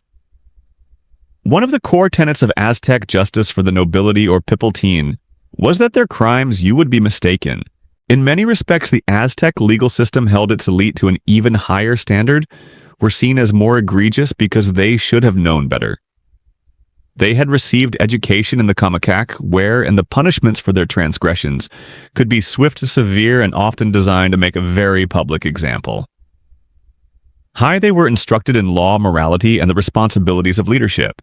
Their transgressions weren't just personal failings, they were status. It turned out was not a get-out-of-jail-free card. In many cases, it was a betrayal of trust, a stain on the honor of their lineage, and a poor example to the commoners, the guarantee of a much more spectacular and educational downfall. The rationale was straightforward. Those in positions of power and privilege were Makawalton. Therefore, punishments were often more severe and more swiftly carried out than for commoners committing expected to be exemplars of virtue, discipline, and obedience to the law. They had received better education, often in the rigorous similar offenses. Imagine the school principal being held to a higher standard than the students, and then multiply that by a factor of Kalmakak schools where they were drilled in law, religion, and proper conduct. They had more to lose, certainly, but they also had a greater responsibility to uphold the Tlamanitalisli. That essential order we execution is on the table. Consider a crime like treason. For any Aztec betraying the Altepetl spoken of. If a noble committed a crime, it wasn't just a personal failing. It was a betrayal sadi-state, or the Huey Tlatoani was the ultimate offense punishable by a particularly gruesome death. But of their class, a stain on the honor of the elite, and a potential threat to the stability of the state. If for a noble, perhaps a trusted general or a court advisor, treason was an almost unimaginable betrayal. Their execution would be certain their actions incited unrest or showed weakness at the top. Think of it as the ultimate noblesse oblige. and probably designed to be exemplary, perhaps involving being torn apart or having their heart ritually excised, sending a chilling message to the obligation of nobility, but with a much sharper, obsidian-edged enforcement mechanism. If you're at the top of any other elite who might entertain disloyal thoughts, you didn't just get fired for leaking state secrets. You got the pyramid you have further to fall, and the Aztecs made sure the landing was memorable. Consider crimes like treason or permanently decommissioned. Even for crimes that might seem less earth-shattering, the noble standard was higher. We conspiracy against the Tlatoani or the state. While anyone committing such an act would face death for a noble, the talked about drunkenness. For a commoner, a shaved head first, then perhaps death. For a noble priest or high punishment was often more elaborate and designed to publicly strip them of their status before execution. This could involve being ritually disofficial. Even a single public instance of intoxication could mean immediate loss of office, confiscation of property, and even death by strangulation. The logic was that a leader who couldn't control their own appetites couldn't be trusted to control, robed of their fine garments and insignia, having their noble titles and privileges formally revoked, and then being executed in a manner that emphasized their fall from grace. Sometimes their entire family could suffer consequences, including loss of property or status to ensure anything else. It's like if a Supreme Court justice was found doing tequila shots on the bench. Their career would be that the treachery was not seen as an isolated act, but a profound failure of an entire noble house. This was not over, but in Tenochtitlan, their life might be too. The nobility were expected to be pillars of sobriety, just punishment. It was political theater designed to deter any other ambitious nobles from getting similar ideas. Don't even in self-discipline living embodiments of Tilamanidalisli. A mainstream historical fact is the existence of special courts for the nobility and for certain professions like warriors and merchants. Cases involving nobles were often tried in courts like the Ti Think About It, was the clear unspoken message etched in the fate of a disgraced Pili nobleman, Evan Kalis, or directly by the Tlatoani's council, the Tlatocan. While offenses that might be treated with a degree of shaming or corporal punishment for a commoner could lead to death for a noble. Drunkenness, as we touched upon, is a prime example. A commoner might get their head shaved for this might sound like a privilege. It often meant that justice was swifter and the judges often their peers or superiors. First offense maybe die for a second or third. A noble priest or high official, caught publicly intoxicated or even deemed, had less tolerance for misconduct from one of their own. There was no hiding behind procedural delays or relying on an overworked habitual drunkard in private, could face immediate loss of office, confiscation of their estates, and execution. Sometimes by public defender if you were a duke accused of embezzling temple funds. Your case would be heard by people who understood exactly strangulation in their own homes to preserve some semblance of privacy for their lineage, but death nonetheless. There was no room for what you were supposed to be doing and exactly how badly you'd failed. What about theft? If a noble to be seen as lacking self-control?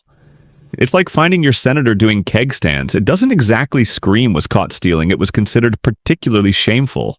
Commoners might steal out of desperation or poverty, though this wasn't fit to govern.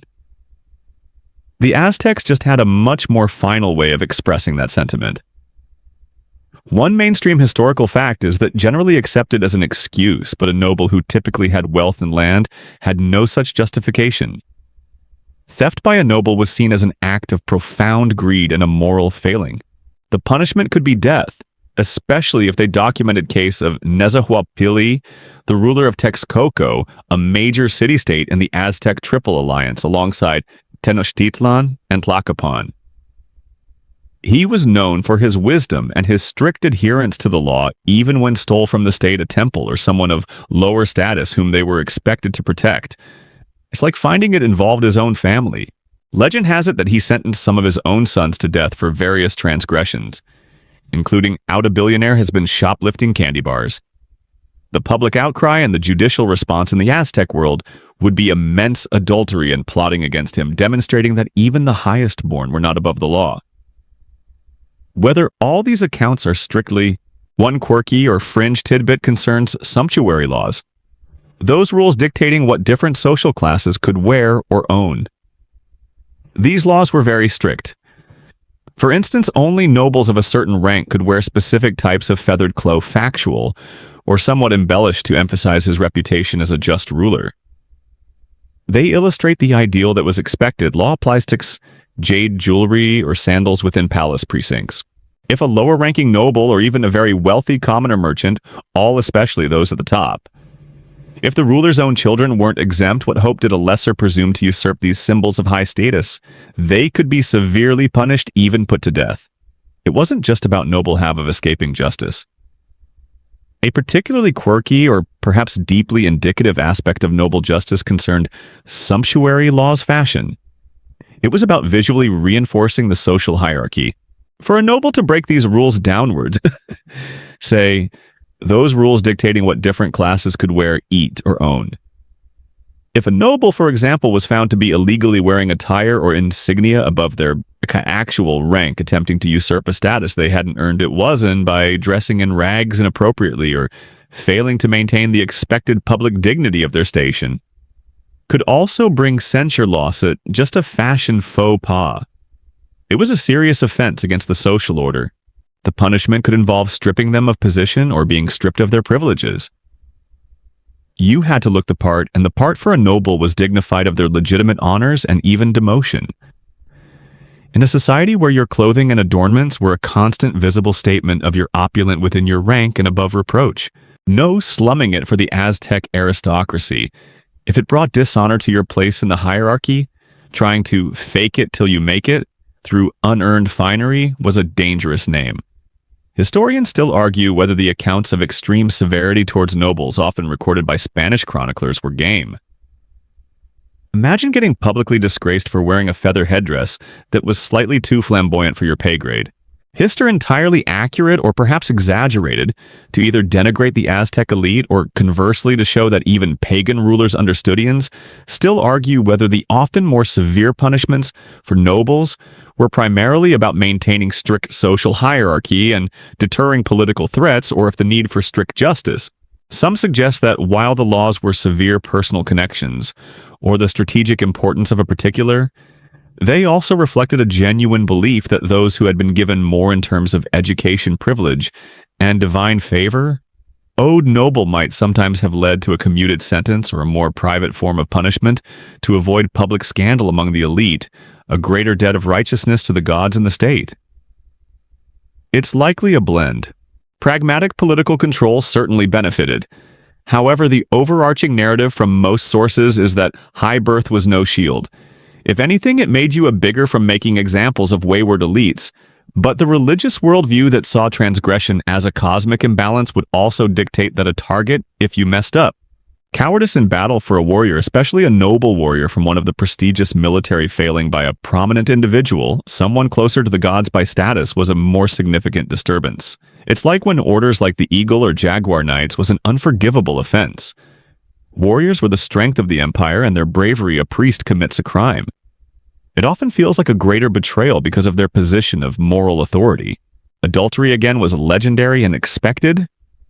A noble warrior who showed fear, deserted his post, or failed in his duties could face execution features prominently. If a noblewoman was unfaithful, or if a nobleman was caught with another's wife, especially the wife of another noble, which could spark serious feuds, the consequences were just as fatal, if not more often by garroting or being clubbed to death by his former comrades. This wasn't just about military discipline, it was about upholding the very ethos of the warrior society that formed the backbone of Aztec power. It's one thing for a raw sow than for commoners. There are accounts of noble adulterers being strangled with a cord or stoned to death, sometimes recruit to falter. It's another for a seasoned high-ranking warrior to do so. The shame and with an added element of public shaming before their execution. The emphasis was always on the fact that their transgression brought dishonest punishment would be proportionally greater. Even incompetence in office could be a crime for a noble. If a noble governor mislooked not just upon themselves, but upon their entire lineage. Remember the severe consequences for Nazahualpilli's sons, managed a province leading to rebellion, or a significant loss of tribute. They could be removed from office and severely punished, potentially with death, if their incompetence was deemed egregious enough to have endangered the state. This wasn't just about poor performance reviews, it was about adultery was often high on the list of their fatal mistakes. This wasn't just about punishing the act, it was about cauterizing a wound that could spread through the intricate web of noble alliances. Even cowardice in battle or daring accountability at the highest level.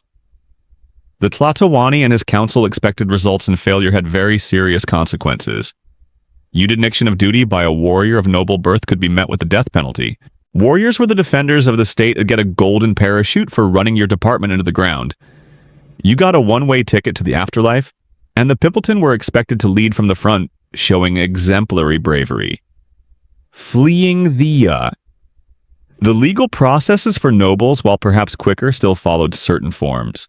Accusations had to be made battlefield, or failing to carry out one's duties through negligence was not just a personal failing. It endangered the collective evidence presented, though the rules of evidence were different from ours and judgments rendered by appropriate authorities. But there wasn't. Such an act would be met with swift and brutal justice, often public execution, to reinforce the martial ethos of the Aztec understanding that the system could ill afford to show weakness or favoritism when dealing with its own. The very legitimacy of the ruling class depended on them being seen to uphold the law even, and especially when it applied to themselves. So elite. You couldn't just call in sick for a major battle if you were a Jaguar or Eagle Knight. Failure as you wander through the torchlit streets, passing the darkened palaces of the elite. Remember that within those walls to perform could be your last performance. Judges themselves, if found to be corrupt or biased in their judgments, faced the stakes were incredibly high. The luxurious lifestyle came with a heavy burden of expectation. A misstep, a moment of weakness, incredibly severe penalties. A judge who accepted a bribe, showed favoritism, or deliberately misinterpreted the law could be executed, often by strang lapse in judgment. Any of these could bring a noble crashing down from their privileged perch into a pit of disgrace and often ululation.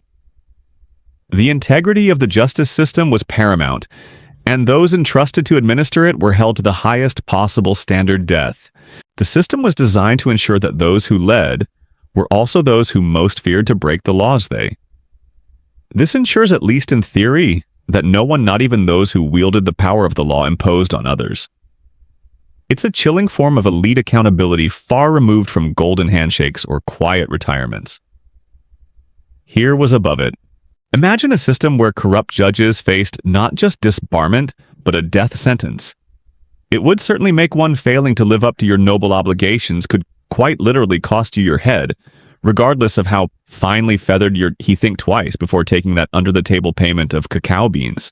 The night deepens and a hushed quality settles over Tenochtitlan, broken only by the distant call of a nightbird or the soft splash of a late-night canoe. It's in this quieter, more contemplative atmosphere that we turn to a complex and often misunderstood aspect of Aztec society: slavery, or tlacatli. This wasn't the hereditary race-based chattel slavery that arose in other parts of the world. Aztec slavery was a more nuanced institution, often entered into as a consequence of crime debt. Or even Section 8. The night deepens, and the sounds of Tenochtitlan change by choice in dire circumstances. It existed in the shadow of their legal system, sometimes as a punishment, sometimes as a socio-economic reality, and it came with its own set of rules and even certain rights for the enslaved. You didn't just. The bustling market has long since closed. The canoes are mostly moored and a hush falls over the residential couples. Own a tlacatle like you owned a piece of pottery. It was a specific legal status. It's in this quiet that we might ponder one of the more complex and often misunderstood aspects of Aztec society: the institution with defined parameters.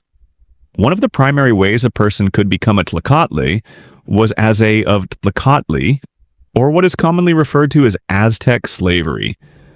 It's a term that carries punishment for certain crimes, particularly theft, as we've discussed. If a thief was unable to make restitution for stolen, heavy modern connotations, but Aztec slavery was a rather different beast from the chattel slavery that developed in other parts of goods. They could be enslaved to the person they had robbed, effectively working off their debt through labor. The duration of this, the world, particularly in the Americas, post-European contact. For the Aztecs becoming a Tlaxcatli, the enslavement wasn't always for life. It could be for a specified period, or until the value of their labor was deemed singular form of the plural. Tlaxcatan was often a consequence of crime or debt, a shadowy path one could be to have compensated the victim. However, if the crime was severe or if the thief was a repeat offender, enslavement forced down, but also surprisingly one from which there could sometimes be an escape. One of the primary ways someone could become could indeed be a permanent condition, unless they were later able to purchase their freedom, or were granted it by their master. Imagine a Tlaxcatli was as a punishment for certain crimes.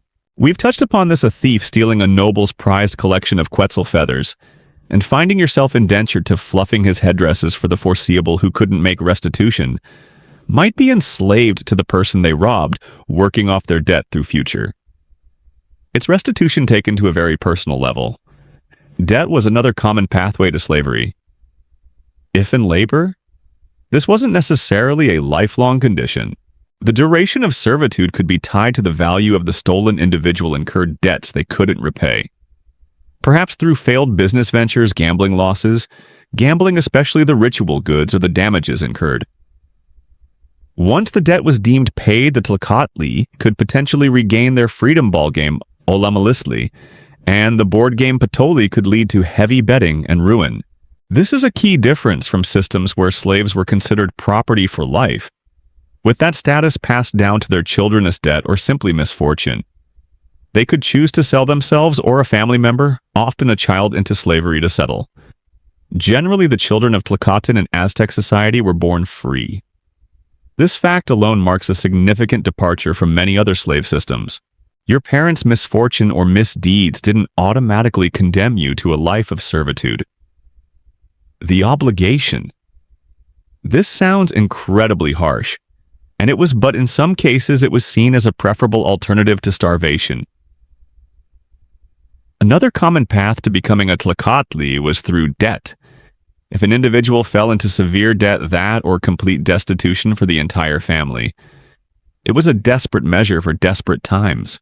The contracts for such arrangements were often they couldn't repay. Through other means they could sell themselves, or a member of their family, often a child, formally witnessed and recorded outlining the terms of service. A rather quirky aspect of Aztec slavery was that it was not into servitude to the creditor. This sounds incredibly harsh, and it was, but it was often seen as a last resort to typically hereditary. The children of a Tlaxcatli were born free. This is a significant distinction from many other systems of slavery. The status of slave was personal to the individual who had committed the crime, incurred the debt, or settled an overwhelming obligation, perhaps to avoid starvation for the rest of the family. Contracts would be drawn up, sometimes pictorial, sold themselves. Their offspring did not automatically inherit that status. This meant that slavery, while the harsh reality for some detailing the terms of servitude, again, this servitude wasn't always permanent. It could be for a fixed term or didn't create a permanent underclass in the same way hereditary slavery did. Your parents' misfortunes or misdeeds didn't until the debt, plus perhaps some interest in labor, was deemed to have been worked off. There were even cases legally define your entire future. It's a small glimmer of a different ethos within a very tough system.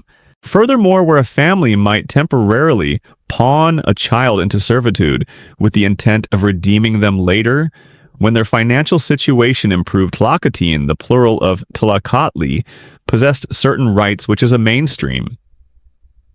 It's a heartbreaking concept, treating your child as collateral, but it speaks to the desperate measures people might undertake. Historical fact often highlighted to differentiate Aztec slavery from other forms.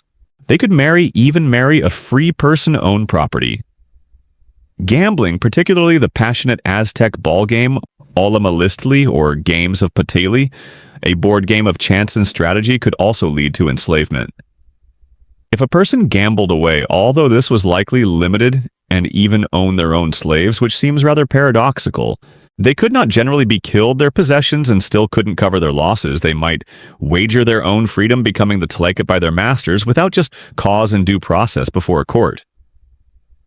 If a master mistreated a Tlaxcatli of the winner, Imagine the desperation of that final roll of the dice or the last play in a high-stakes ball excessively, or killed them without legal sanction. The master could face severe punishment themselves. The Tlaxcatli could also game knowing your very liberty was on the line. It's a powerful illustration of how seriously Aztecs took debts of, under certain circumstances, purchase their freedom or be manumitted by their master. There were even specific sanctuaries like certain honor, even those incurred in games of chance. You literally bet your life or at least your freedom on the outcome temples, where if a Tlaxcatli could reach and declare their desire for freedom, they might be granted it. It sounds like something out of a very dark casino movie where the ultimate chip is yourself. What was life under specific ritual conditions, though? This was likely rare and difficult to achieve. Think of it like a very high-stakes game like for a Tlaxcatli. It varied considerably. A Tlaxcatli was not without a tag with your freedom on the line. However, let's not romanticize this. While Aztec slavery might have had these unique features, it was still a condition of servitude. Tlaxcatan were subject to the command's certain rights. They could even marry a free person-owned property, though this was likely limited, and even own of their masters performed labor.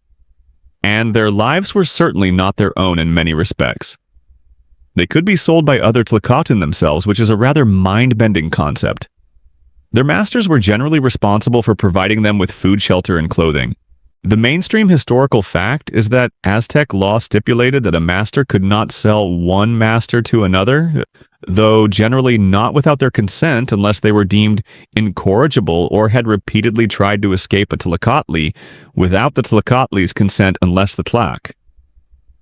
If a Tlaxcatli was sold multiple times due to bad behavior, they might eventually be designated as Colotli was officially classified as incorrigible by authorities. This incorrigibility clause involved Bangarid Isai a Anawak, meaning they wore a wooden collar as a mark of their troublesome nature. Such a formally warned by witnesses multiple times for laziness or disobedience. If after these warnings the Tlaxcatli collared slave, if sold in the marketplace, could be purchased for ritual sacrifice. This was the grim endpoint for the most problematic or unfortunate of Tlaxcatan. That wooden collar wasn't a fashion statement. It was a serious warning. Didn't mend their ways, they could then be fitted with a wooden collar, and if they remained unmanageable, sold sign. Gambling, as mentioned, was a significant contributor to self-enslavement. The Aztecs were passionate in the marketplace potentially for sacrifice if they were still deemed utterly useless or troublesome. So while there was a degree of protection gamblers in the stakes in games like Patali, a board game with elements of chance and strategy, or there was also a clear path to a much grimmer fate if you were a particularly difficult employee. This wooden bets on the ritual ball game Olamalistli could escalate to disastrous levels. Individuals could gamble away their possessions, their land, their homes, and ultimately their own freedom. There are accounts of nobles losing everything.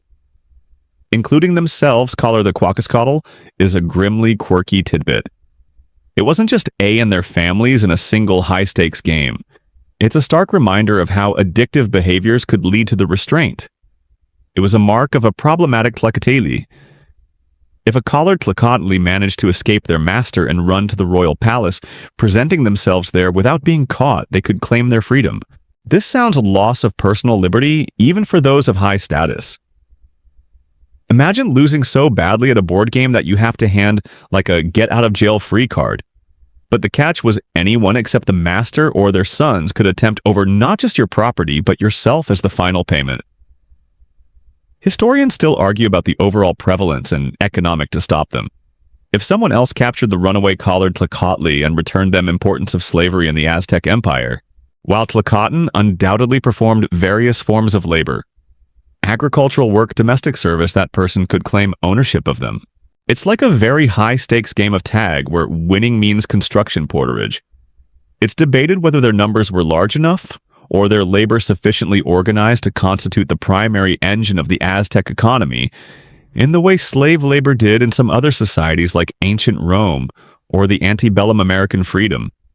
And losing could mean a worse master, or worse yet, becoming eligible for sacrifice. This rule about reaching the palace south. The primary labor force for large state projects in agriculture still appears to have been the commoner Makewalton fulfilling their codacquittal communal labor obligations. Slavery seems to have been more highlights a certain legal theatricality and provides a slim dramatic path to liberty for the most desperate and daring. Historians still argue about the overall treatment of Tlacatin. While the laws suggest certain protections and a status distinct from chattel social and legal institution, addressing debt and crime rather than a foundational economic system. Certain crimes automatically incurred enslavement. For slaves in other cultures, the reality for individuals likely varied greatly. Depending on the temperament of their master and the nature of their work instance, someone convicted of major theft, if not executed, could be enslaved to their victim. Certain forms of peculation. Some may have been treated relatively well, almost like indentured family retainers. Others undoubtedly suffered abuse and hardship. The embezzlement of public funds by lower-ranking officials could also result in enslavement, with their labor going threat of being deemed incorrigible, and sold for sacrifice was a powerful motivator to comply regardless of how humane they're to benefit the state. It was a way for the offender to pay back society through their toil. The logic treatment was, the line between employee working off a debt and disposable asset could be terrifyingly thin. Was direct you took from the community, now you serve the community. There was also a particular type of enslavement related. It's also important to distinguish Tlacatin from captives taken in war. While war captives were often destined to warfare, though it's distinct from the Tlacatin status we've primarily discussed, Xiapit for sacrifice and were certainly not free, they occupied a different category. Becoming a Tlacatin through crime as taken in battle were generally destined for ritual sacrifice rather than long-term enslavement for labor. While they were, or debt was an internal societal mechanism, war captives were by and large outsiders brought in to fulfill the religious enslaved. In the sense of being captive, their path was usually towards the sacrificial stone, a fate considered honorable, and political needs of the empire primarily through ritual death. Tlacatin, on the other hand, by Aztec warrior ideology, as it was believed their sacrifice fed the gods and sustained the cosmos. This is a different category, might work in agricultural fields as a domestic servant, a porter, or in craft production. Their labor was economically valuable to from the debtor slave or criminal slave living within Aztec society. One group faced labor and a possible path to freedom masters and to society. Could a Tlacatin gain freedom? Yes, there were several ways. The other faced a more certain and sacred demise. Life as a Tlacatin was undoubtedly. As mentioned, they could work off their debt or fulfill their term of servitude. Their master could grant them freedom out of benevolence or difficult and subject to the whims of one's master. However, the fact that escape was attempted suggests the desire for upon the master's death as part of their will. A Tlacatin could also purchase their own freedom. Freedom was strong. A Tlacatin who escaped and managed to evade capture for a certain period, or who, if they somehow managed to acquire the necessary means, perhaps through their limited right to own property or through the help of relatives, reached one of the designated sanctuaries, could sometimes achieve freedom, but this was risky. If caught, the punishment could be severe. Marriage could also sometimes lead to freedom. For example, if a master married his female Tlacatin, she possibly leading to the dreaded collar and sale for sacrifice. It adds a layer of poignant desperation to their existence. The dream and their children often became free. And of course, there was that daring dash to the royal palace for the collared TL of freedom versus the terrifying penalty for failure. As the city sleeps around you, you reflect on this system where freedom Acatli. These avenues of manumission distinguish Aztec Tlacatin status significantly from lifelong hereditary chattel slavery. However, despite these potential paths to freedom, the life of a Tlacatin was undeniably one could be so conditional, so easily lost through a bad harvest, a roll of the dice, or a moment of criminal temptation.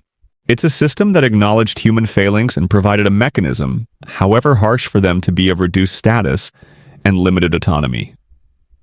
They were bound to their master, their labor was not their own, and their existence often depended on the master's goodwill or their own ability to navigate the complex rules of servitude. The psychological weight of being paid for in a very literal sense.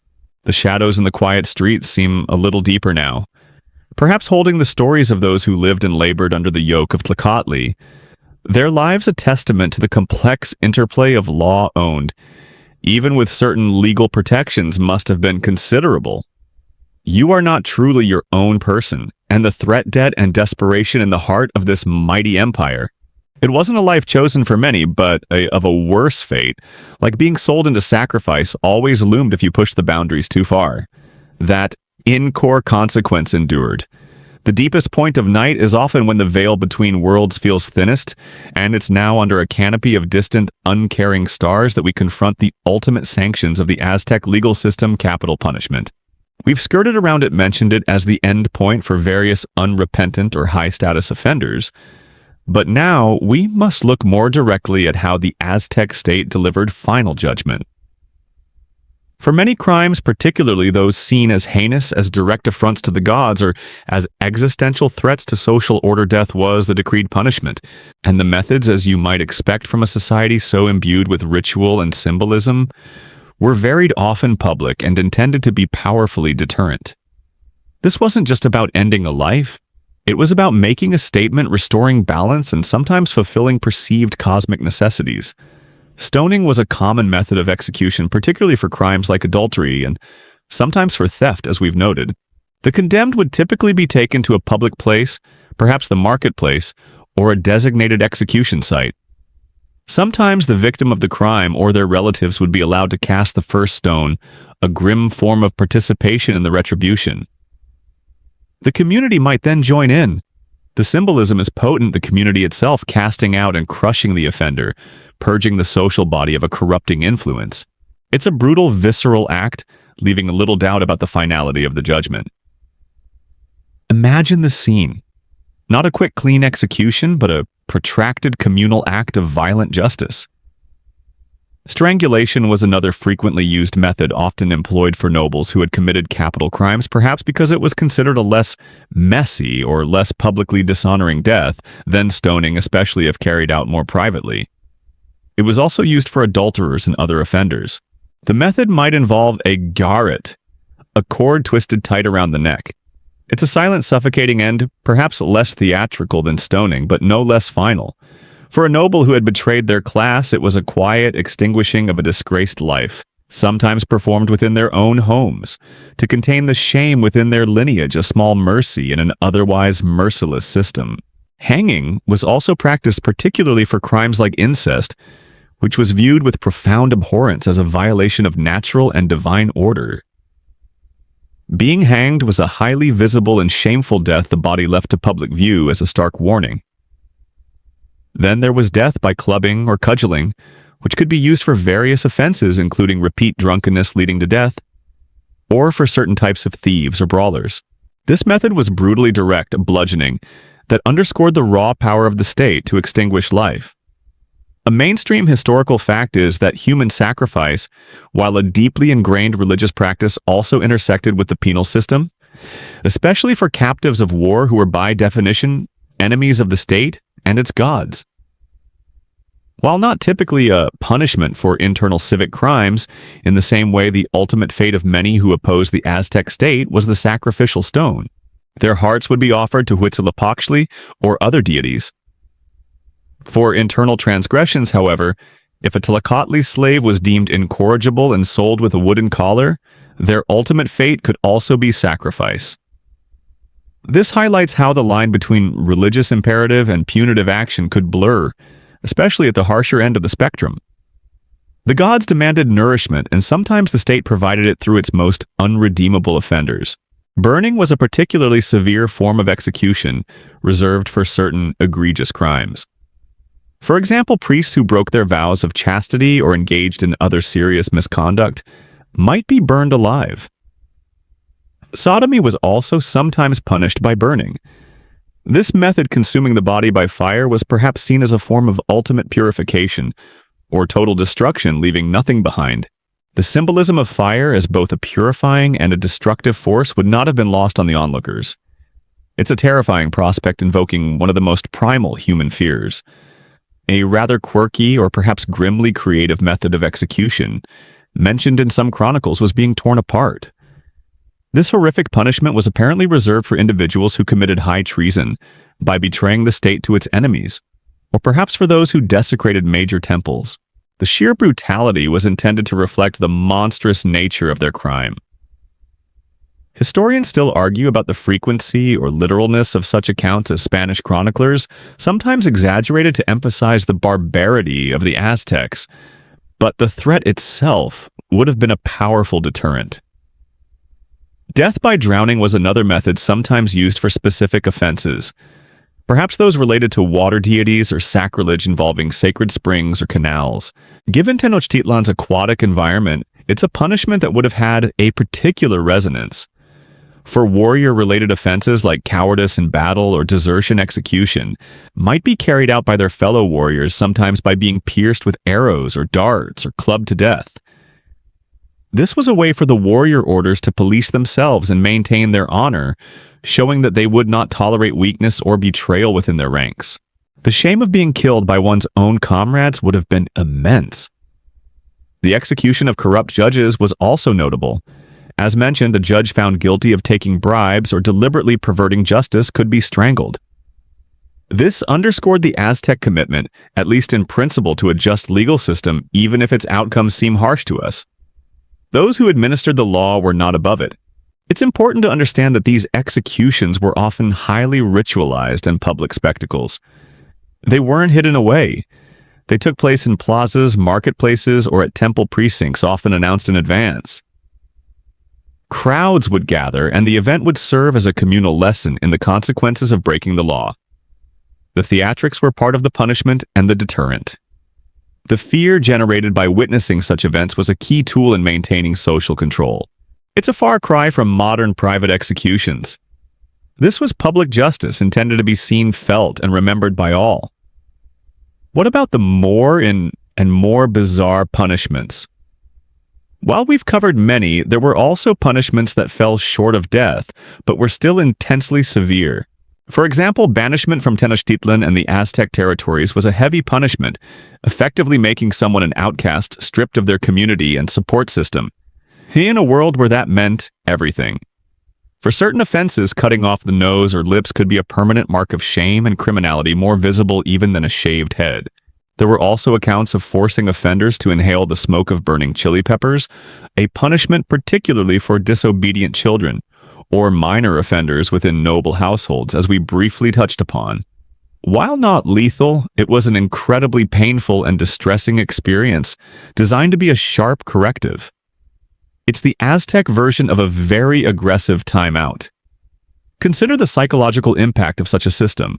Living in a society where a mistake, a lapse in judgment, or a forbidden desire could lead to such dramatic and often brutal public ends must have fostered a certain level of constant vigilance and perhaps underlying anxiety. While it may have ensured order, the price in terms of individual peace of mind is hard to calculate. The concept of next lehualtin, or debt payment to the gods, also permeated the understanding of capital punishment. An execution wasn't just about earthly justice. It was sometimes seen as a necessary offering to appease angered deities whose sacred order had been violated by the crime. The life of the offender became the payment to restore cosmic balance. This adds another layer to understanding why such severe measures were taken. They were not just punishing a person, but attempting to heal a rupture in the fabric of the universe itself. So, as the city slumbers around you, the sites of past executions, the marketplaces, the temple squares, hold silent testament to the ultimate power of the Aztec state. These were not just places of commerce or worship, but also arenas of judgment, where the line between life and death, order and chaos was starkly drawn and often brutally enforced. The echoes of those final judgments linger in the cool night air. The first hints of dawn are now touching the eastern volcanoes the same way they did when our journey began, and Tenochtitlan is beginning to stir once more, unaware of our spectral presence, or the long night we've spent exploring its sterner side.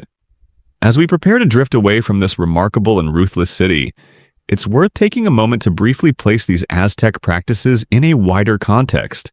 While many of their punishments seem bizarre and excessively cruel to our modern sensibilities, it's important to remember that severity in legal matters was hardly unique to the Aztecs in the 15th and early 16th centuries.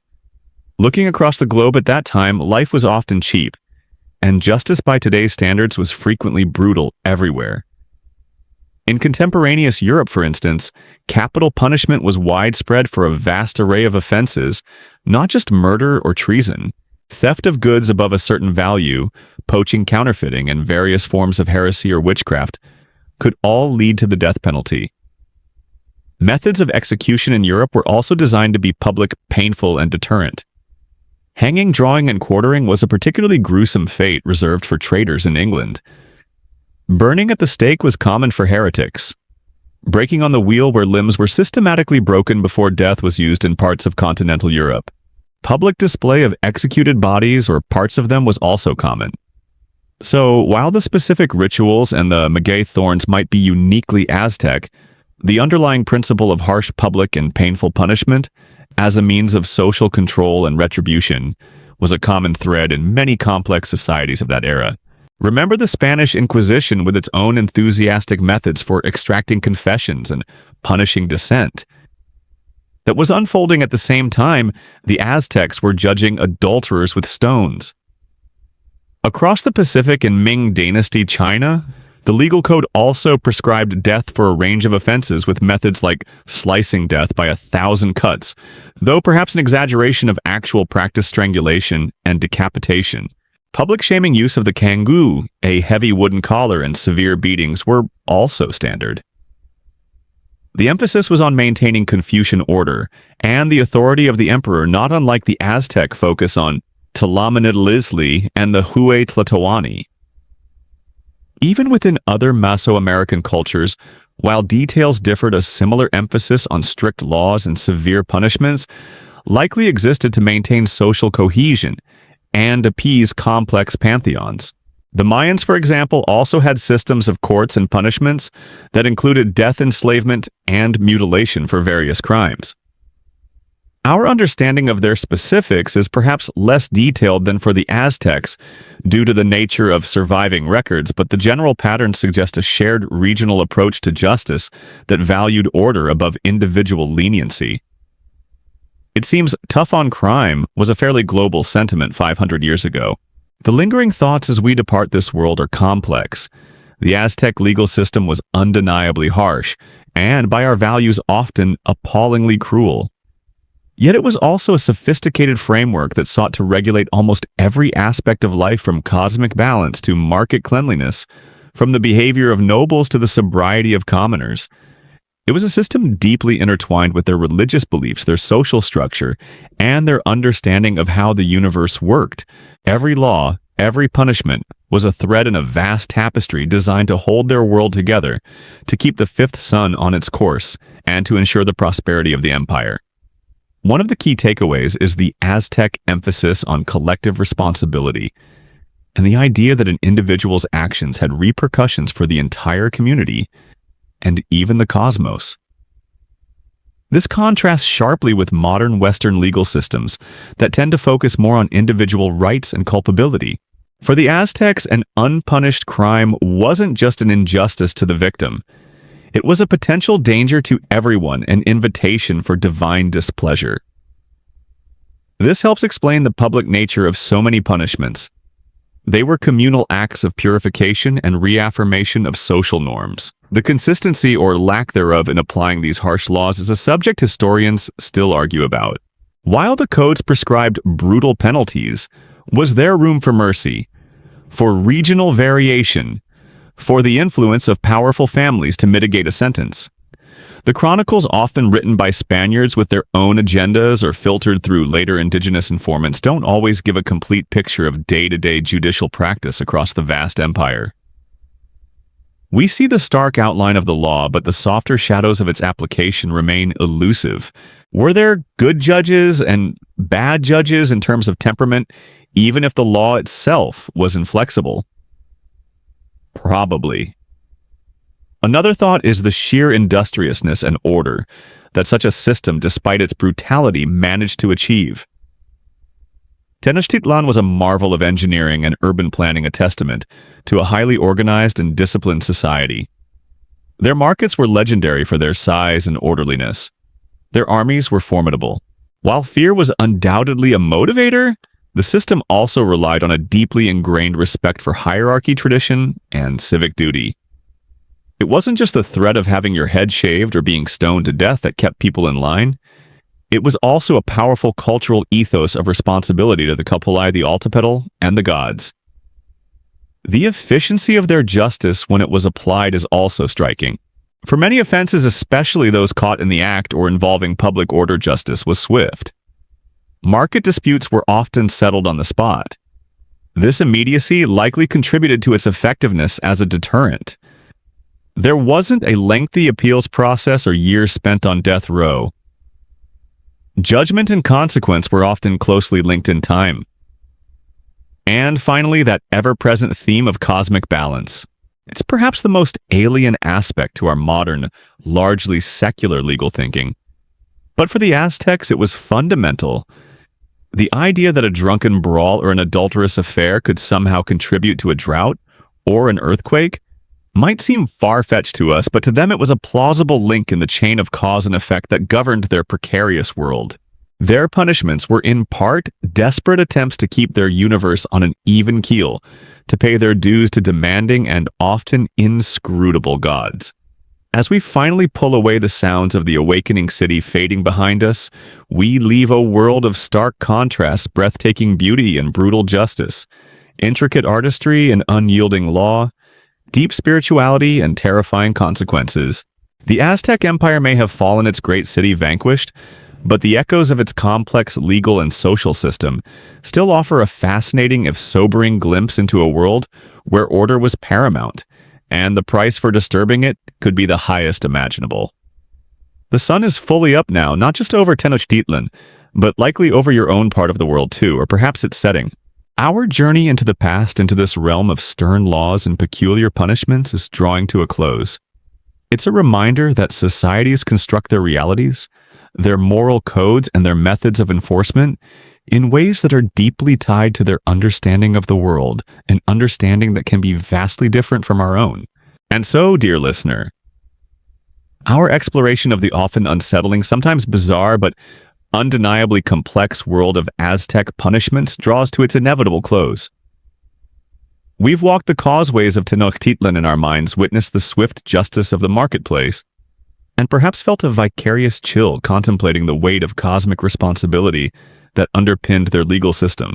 The sharp edges of their laws, the public nature of their pronouncements, and the severity of their sentences fade now like the last wisps of copal incense on the night air. Let the vivid images of obsidian blades and stern-faced judges recede. Allow the clamor of the ancient city, its triumphs, and its rigors to soften into a distant murmur.